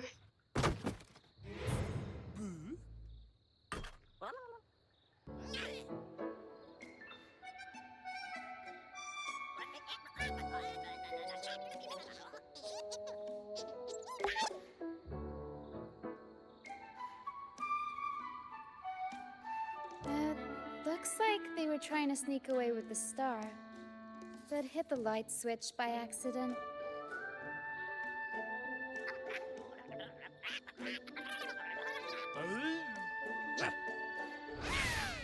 What are they saying? They're saying we're not going down without a fight. Oh, time for a battle. Golden Fleece, a worn playbook, old instruments. Are they supposed to be the archdemon? Or the fools hiding from the tacit discord?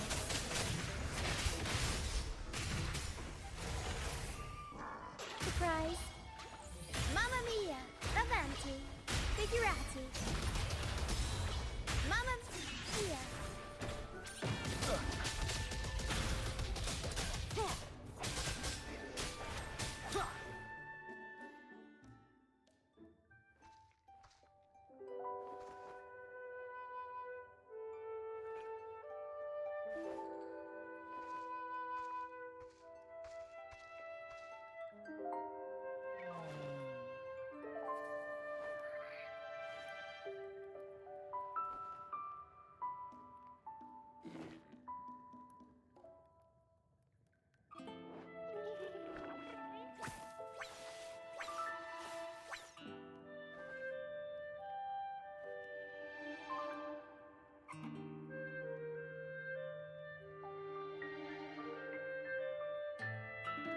Are these echoes the archdemon in the opera? Oh, no, they're just abandoned echoes. They used to have homes and their own masters. They still don't understand why they got kicked out all of a sudden one day.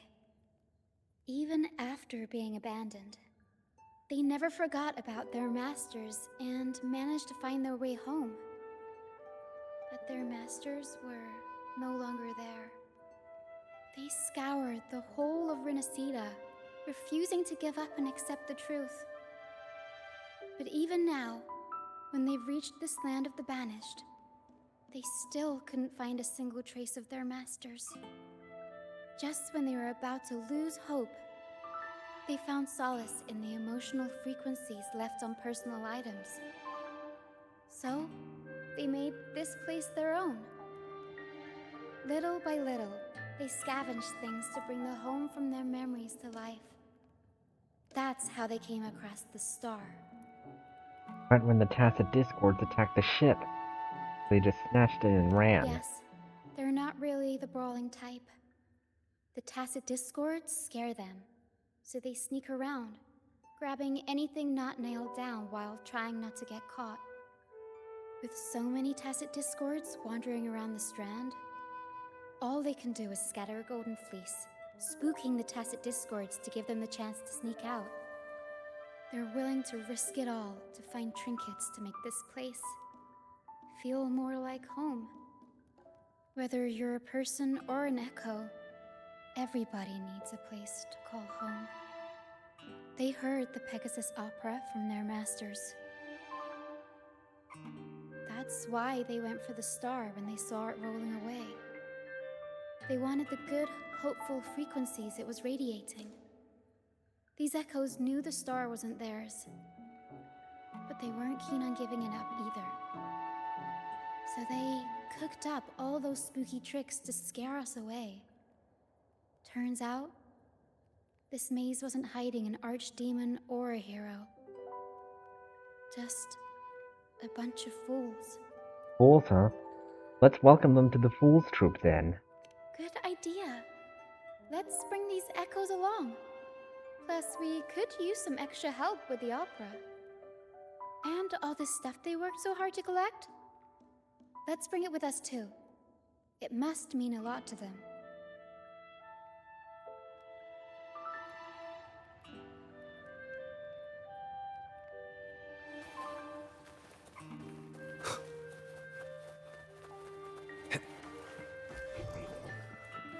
Okay, this is legit. An unexpected discovery.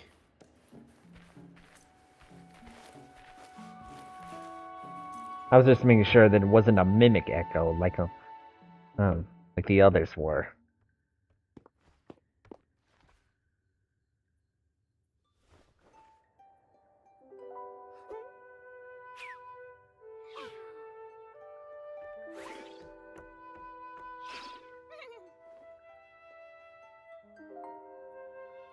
What's wrong? She says this accordion was from her master. Even though she hasn't found her master yet, this accordion left her with many fond memories. As the mist fades, so shines the star's unbound light. Her master used to sing this to lift the spirits of people who had been wronged. And naturally, she picked up the tune. The misty maze we just went through was her attempt to recreate the opera. She used the misty coastline as a stage, with the help of her echo friends, of course.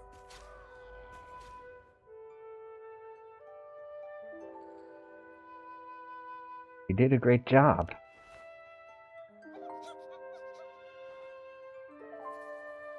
I guess she was trying her best to protect all her memories with her master. But protecting your own shouldn't come at the cost of everyone else's memories and hopes.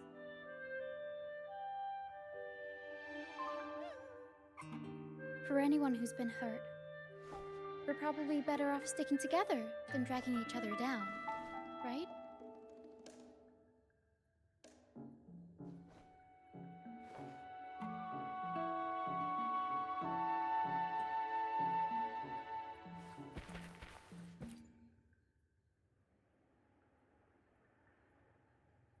Para and I are almost done packing everything up. Shall we head back?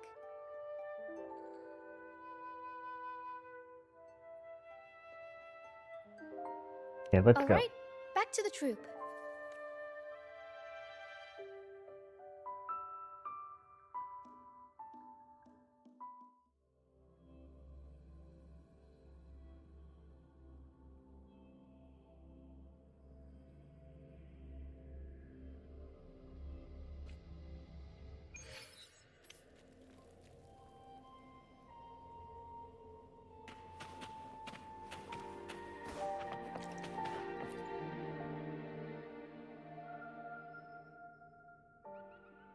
You're back, first mate. Don't worry, we've all been doing fine. Oh, would you look at that? Managed to bring back a few friends, did ya?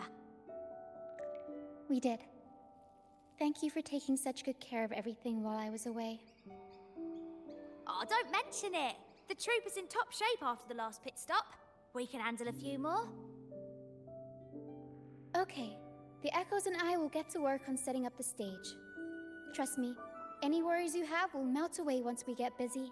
Need an extra hand? We found the star, thanks to you. You should tell Luca the good news.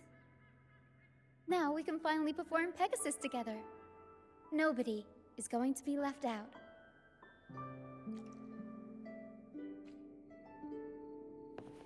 Stay behind me.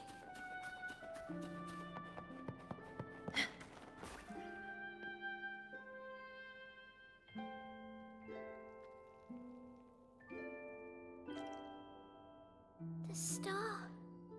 Oh, the star's back.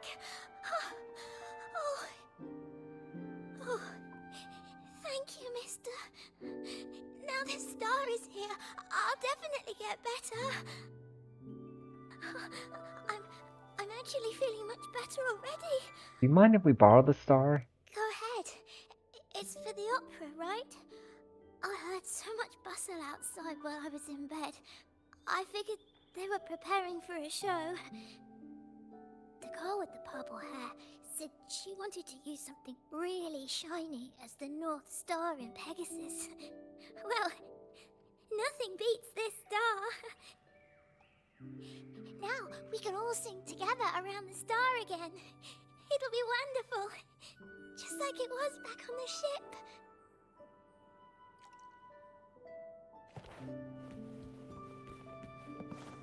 Right?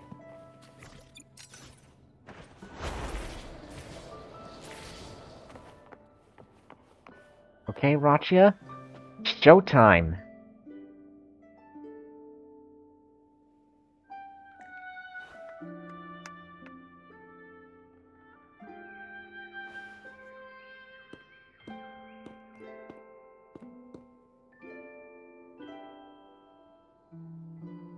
Echoes can gather all kinds of information by analyzing the frequencies left on objects. On the stage, Lottie Lost found her master's old lunacord. Diggy Duggy found his master's wreath. Cuddo Waddo found his master's favorite prop gun. And Hocus Pocus hit the jackpot and found his master. Turns out, their masters didn't actually abandon them after all. Were their masters exiled?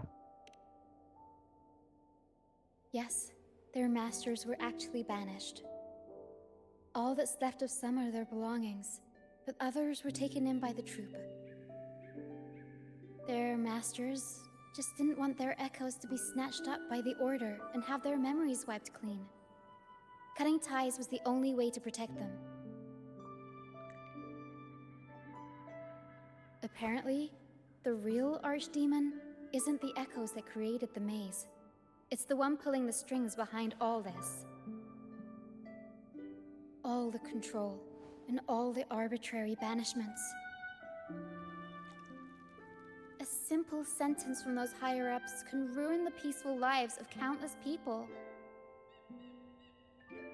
You mean the Order? Mm-hmm. But now you've won the laurel and forced Enrico to finally back down. So, I guess we're safe from banishments for a while, and the troupe can waltz back into Ragusa for performances. Which means our plays will finally be heard in a city drowning in those oh-so-exciting codex recitals. Little by little, we'll sneak our songs back in. One day, the streets of Ragusa will be full of operas about freedom again. This is what Brant and Bardolino have been preparing for lately. They sped off to the city as soon as they heard the news. No one loves their opera more than those two, and no one spins a tale quite like them. Except for the new laureate, of course. This welcoming opera also marks the beginning of a new voyage. It's not just an opera for the banished pilgrims. It's also dedicated to each and every fool that is still out there. So, Laureate, shall we go hang the North Star together and tell everyone the good news?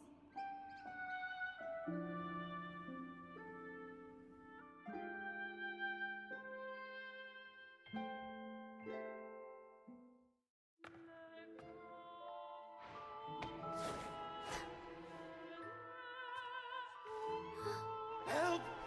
Please, help! Help me!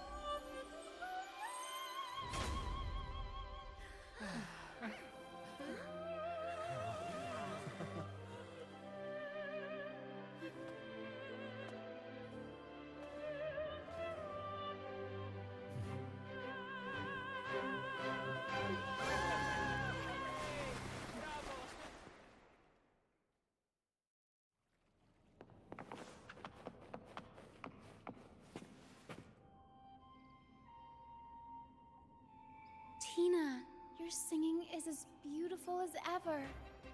Thank you for lending us your voice for this revised version of Pegasus. Aw, thanks! I had to belt it out if I wanted to do Luca's Shining North Star justice. She can't make it up the stage, so I'll just have to bring the star to her. Lottie Lust, here's your master's Lunacord. It's missing its strings, but it can still help people.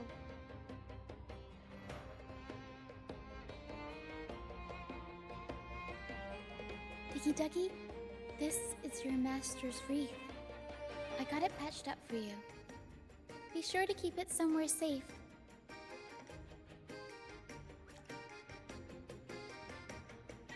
Cuckoo. The prop gun your master left behind, Cuddlewaddle. It can blow bubbles now. Please take good care of it. Woohoo! One by one, takes down the stage front, turns into the audience. And in the head.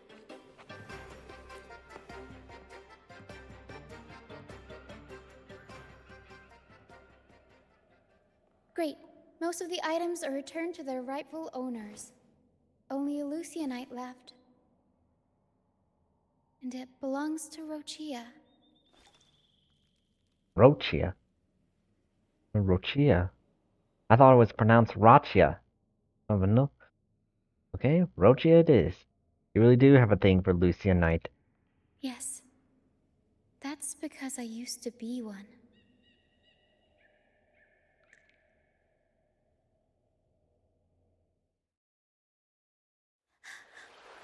Young, I was with dangerous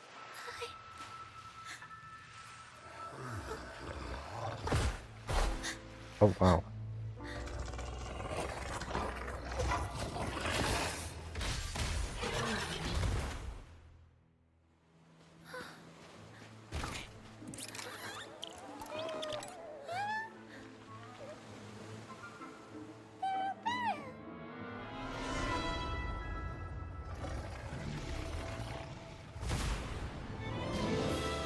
To the left, Para.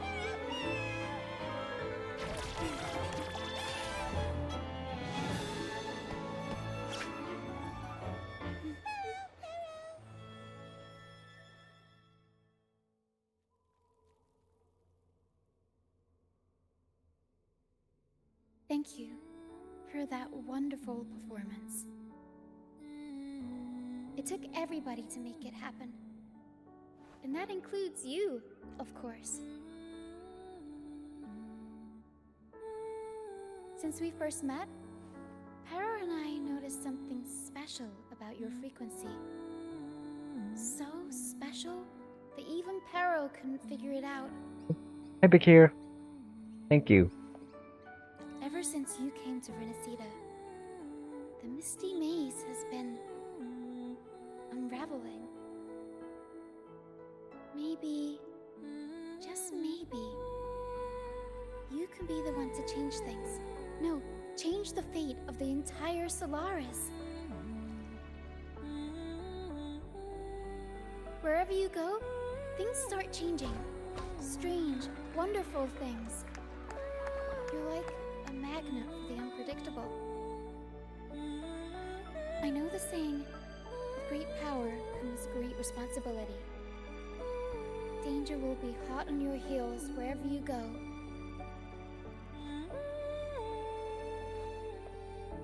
So, why don't you join the troop of fools? I'd love to. But, sorry, I can't. Oh, that's all right. You can join us whenever you want. It's up to you. If you ever find yourself in a pickle, just come find us. The troop will always have your back.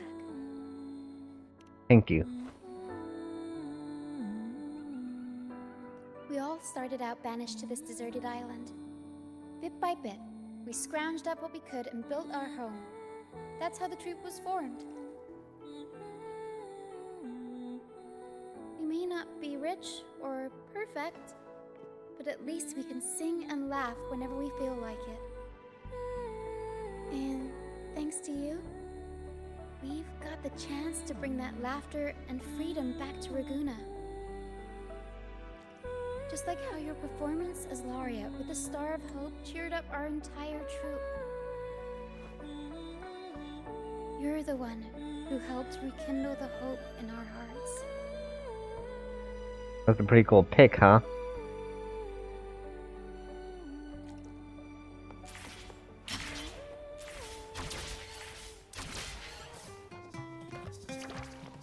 Whoa, that's a tall echo.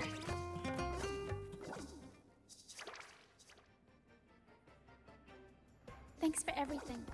My first time running the welcoming proceedings was a hit, and the troop's voyage back to Raguna is off to a great start, if I do say so myself. Now that the weight is off my shoulders, I feel light enough to pull up a few backflips. Anyway, I think it's time we talk about that reward of yours. Aside from the not-so-basic payment, I've got a little something extra just for you.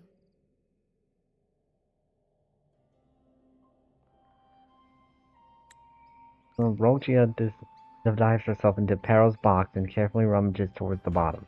She then returns with a unique-looking Lucianite. The dark stone is adorned with golden veins shimmering with brilliance.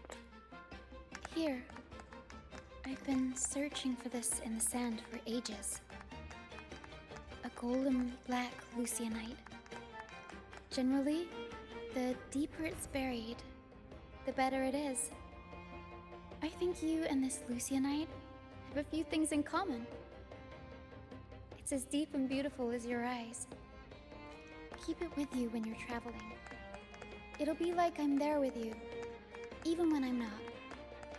And if you ever find yourself in a pinch, don't be shy about giving us a shout. Whether Pero has to give me a lift or I sail all the way on the troop liner, I'll find a way to reach you as soon as I can.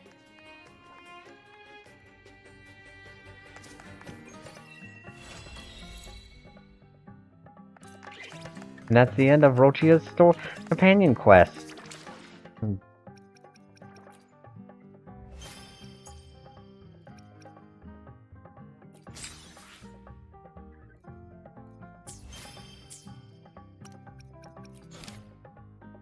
And now there's only 2 companion quests left.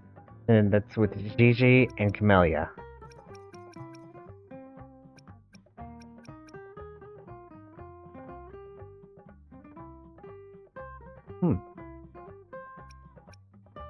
I didn't realize there was more there.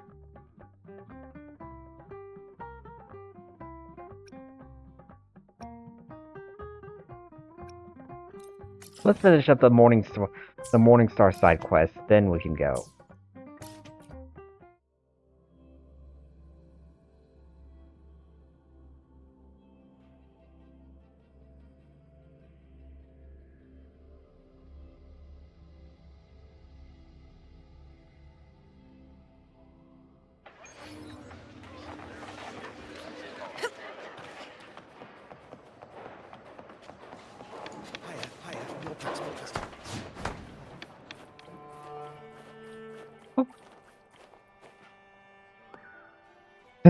Ran right past that. You got some nerve coming back to Septimont, Julia. You're not welcome here. Heh, I should have recorded all those flattering things you used to say to me. You stayed in the arena with your dirty tricks, dragged House Silva's name through the mud.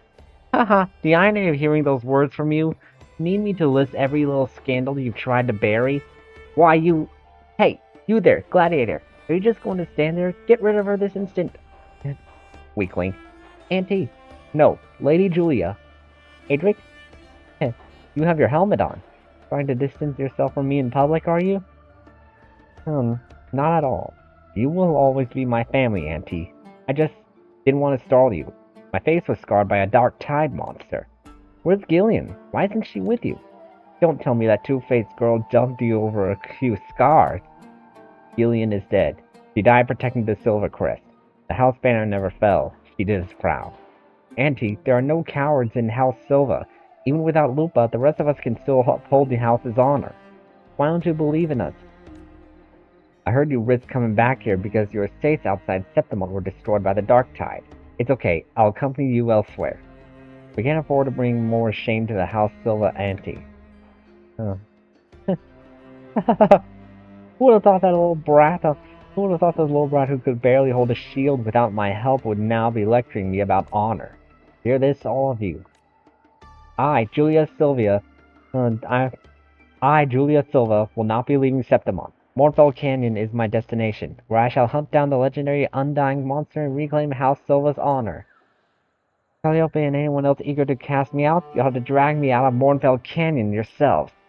Hand me your spear, Atric. Auntie, no. It's too dangerous. Enough, boy. You said it yourself. There are no cowards in House Silva. Dude, that can't be good. Do we grab her?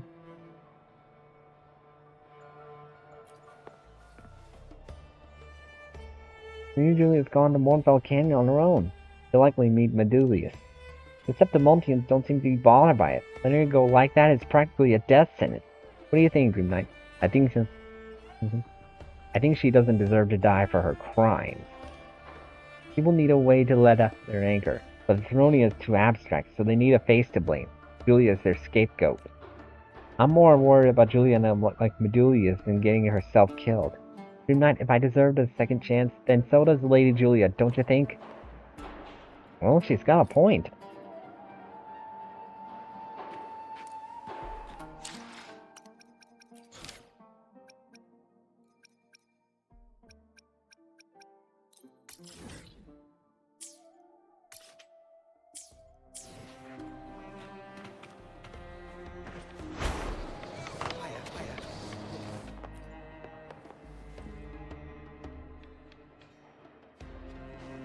Thank you for your support tonight. With your help, the recovery work here has progressed much faster than expected.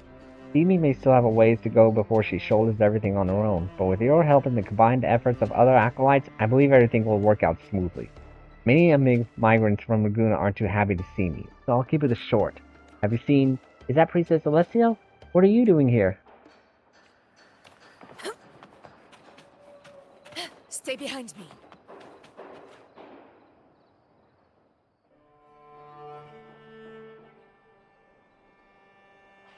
Is this all the manpower you can muster? It appears the Order truly is in decline. Or perhaps you think that little of me. Alessio, why bother? Look at yourself. You're a mess. Luther, you self-righteous bastard. Should I be referring to you as Priest Luther, or is it Primus Luther now? No, of course not. You never dare claim the Primus seat yourself. Let me guess, you're propping up that foolish ecto-headed girl from the Ministry of Holy Rituals as a puppet. I hear she's even made it to the Privy Council. The Order stands without a Primus or priest, and it will remain so for the foreseeable future, Alessio. You're doing nothing then? What of Barlin and Nessa? They're allowing this nonsense to go unchecked? Acolytes Barlin and Nessa have both sacrificed themselves. Martyred along with the Sentinel. There it is. You've lost your backbone and retreated back into your little shell again.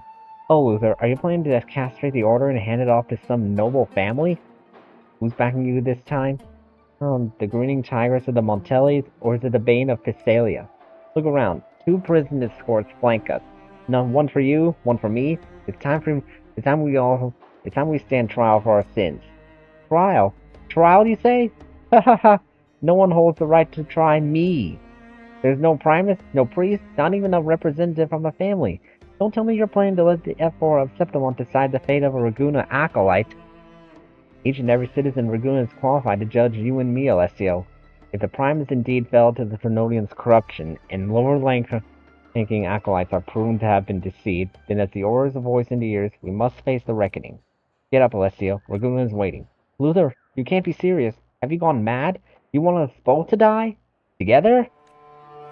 Without us, what will become of Raguna? Let those savage families tear it apart? Become an annex of Septimon? And don't forget the predators lurking on the other side of the mist. Snap out of it, Luther. Raguna won't survive without us. Centuries of work, the law and order we've built, our power and wealth, and you're ready to just hand it all away? You disgust me, Alessio. Since when did you start believing that Raguna was ours to own? Let's go. I've already made the arrangements. The people will counter your crimes, so then mine.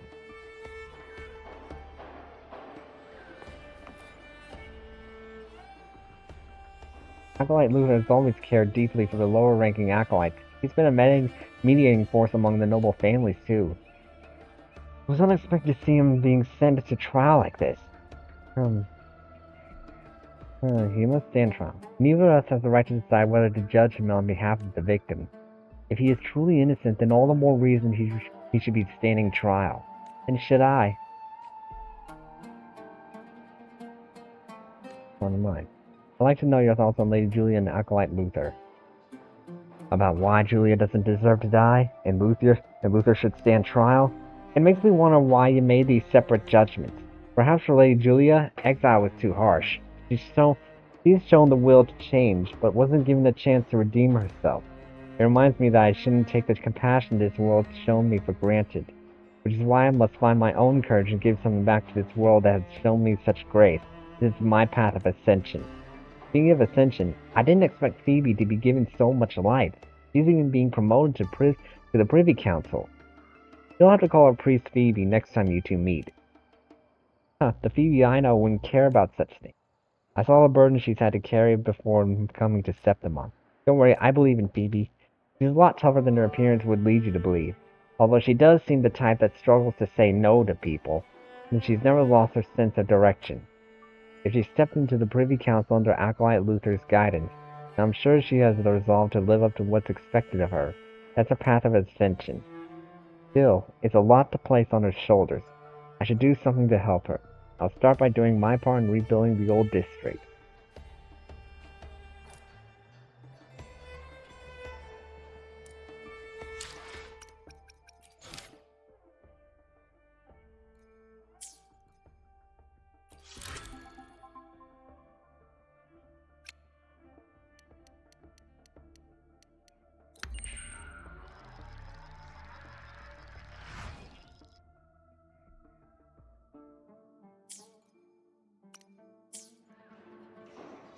Oh.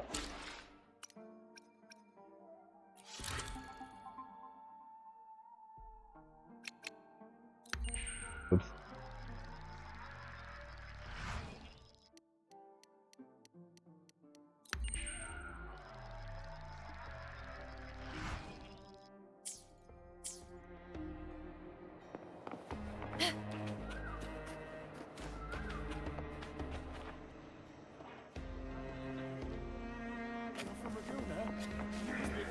Stay behind me.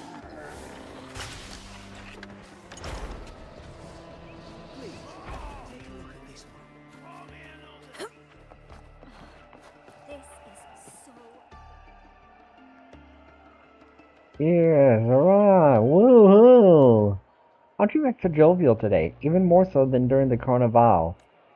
That's because I tidied up this floor we're standing on myself. Hung those lights and balloons. Even these cups, scavenged them from the ruins. How should I put it?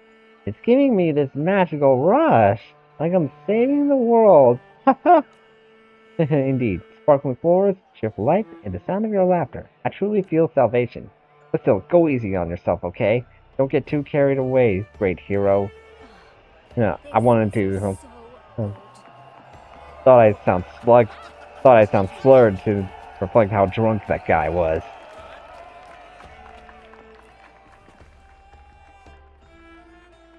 Oh, Sentinel, do you see it? Your small, brave children still stand. We will continue to live on, as always. Hey, Acolyte over there, who are you mumbling to? Well, to our great Sentinel. That tiny voice? Do you think the Sentinel could hear that squeak? If you want to be heard, you gotta shout with your whole heart, loud enough for all of Septimont to hear. Like this. Oh, great Sentinel, listen to this. The Threnodian couldn't break us. We're alive, see? No, we're strong today, and we'll be strong tomorrow. Just watch. Just watch and see. There, now the Sentinel just might have heard you a little better. Thank you. Don't mention it. Stay behind me.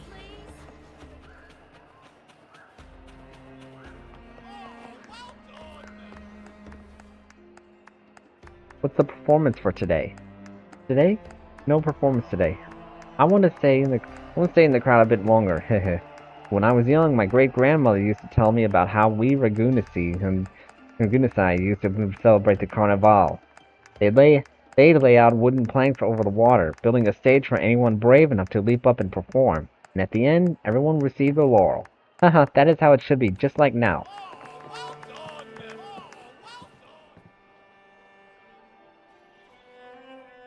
As they stroll through the celebration, Lenore steps onto the stage.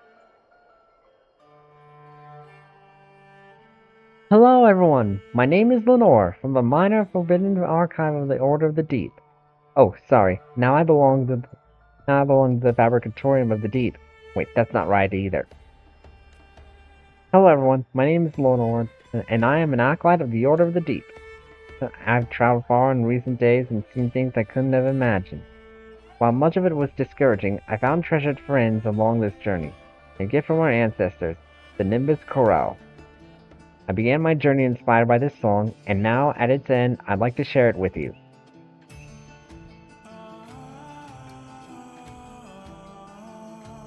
I used to fear my role as an acolyte. I worried that the doctrines of salvation, unity, and ascension might be twisted again by the Threnodian to summon the dark tide. But I'm no longer afraid. I've come to realize these teachings were always the heartbeat of Renacita. We once prayed for redemption to fall from the sky, hoping for a hand to lift us from suffering, until divinity showed us the path to true salvation through their departure.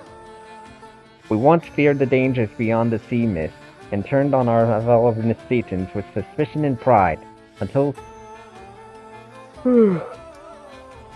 we reached out and rediscovered what true unity looks like. Why did we ever forget? From the moment our ancestors braved the storms and stepped ashore, Renacitan civilization already had its ascension. Perhaps one day, perhaps tomorrow, Renacitans will no longer need the Order. But I believe the ideals of salvation, unity, and ascension will endure, like the Nimbus Chorale. They will resonate forever in every Renacitan's heart.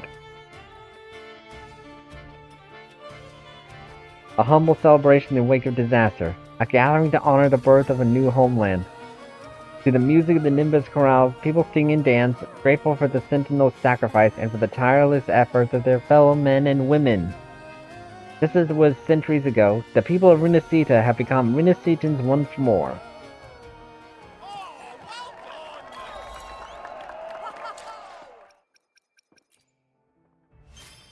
Oops.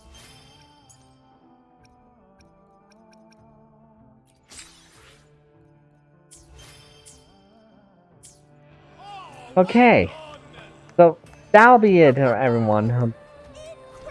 That's enough Wuthering Waves. So, the next time I stream, it'll be another main quest, or either of those two companion quests with Gigi and Camellia.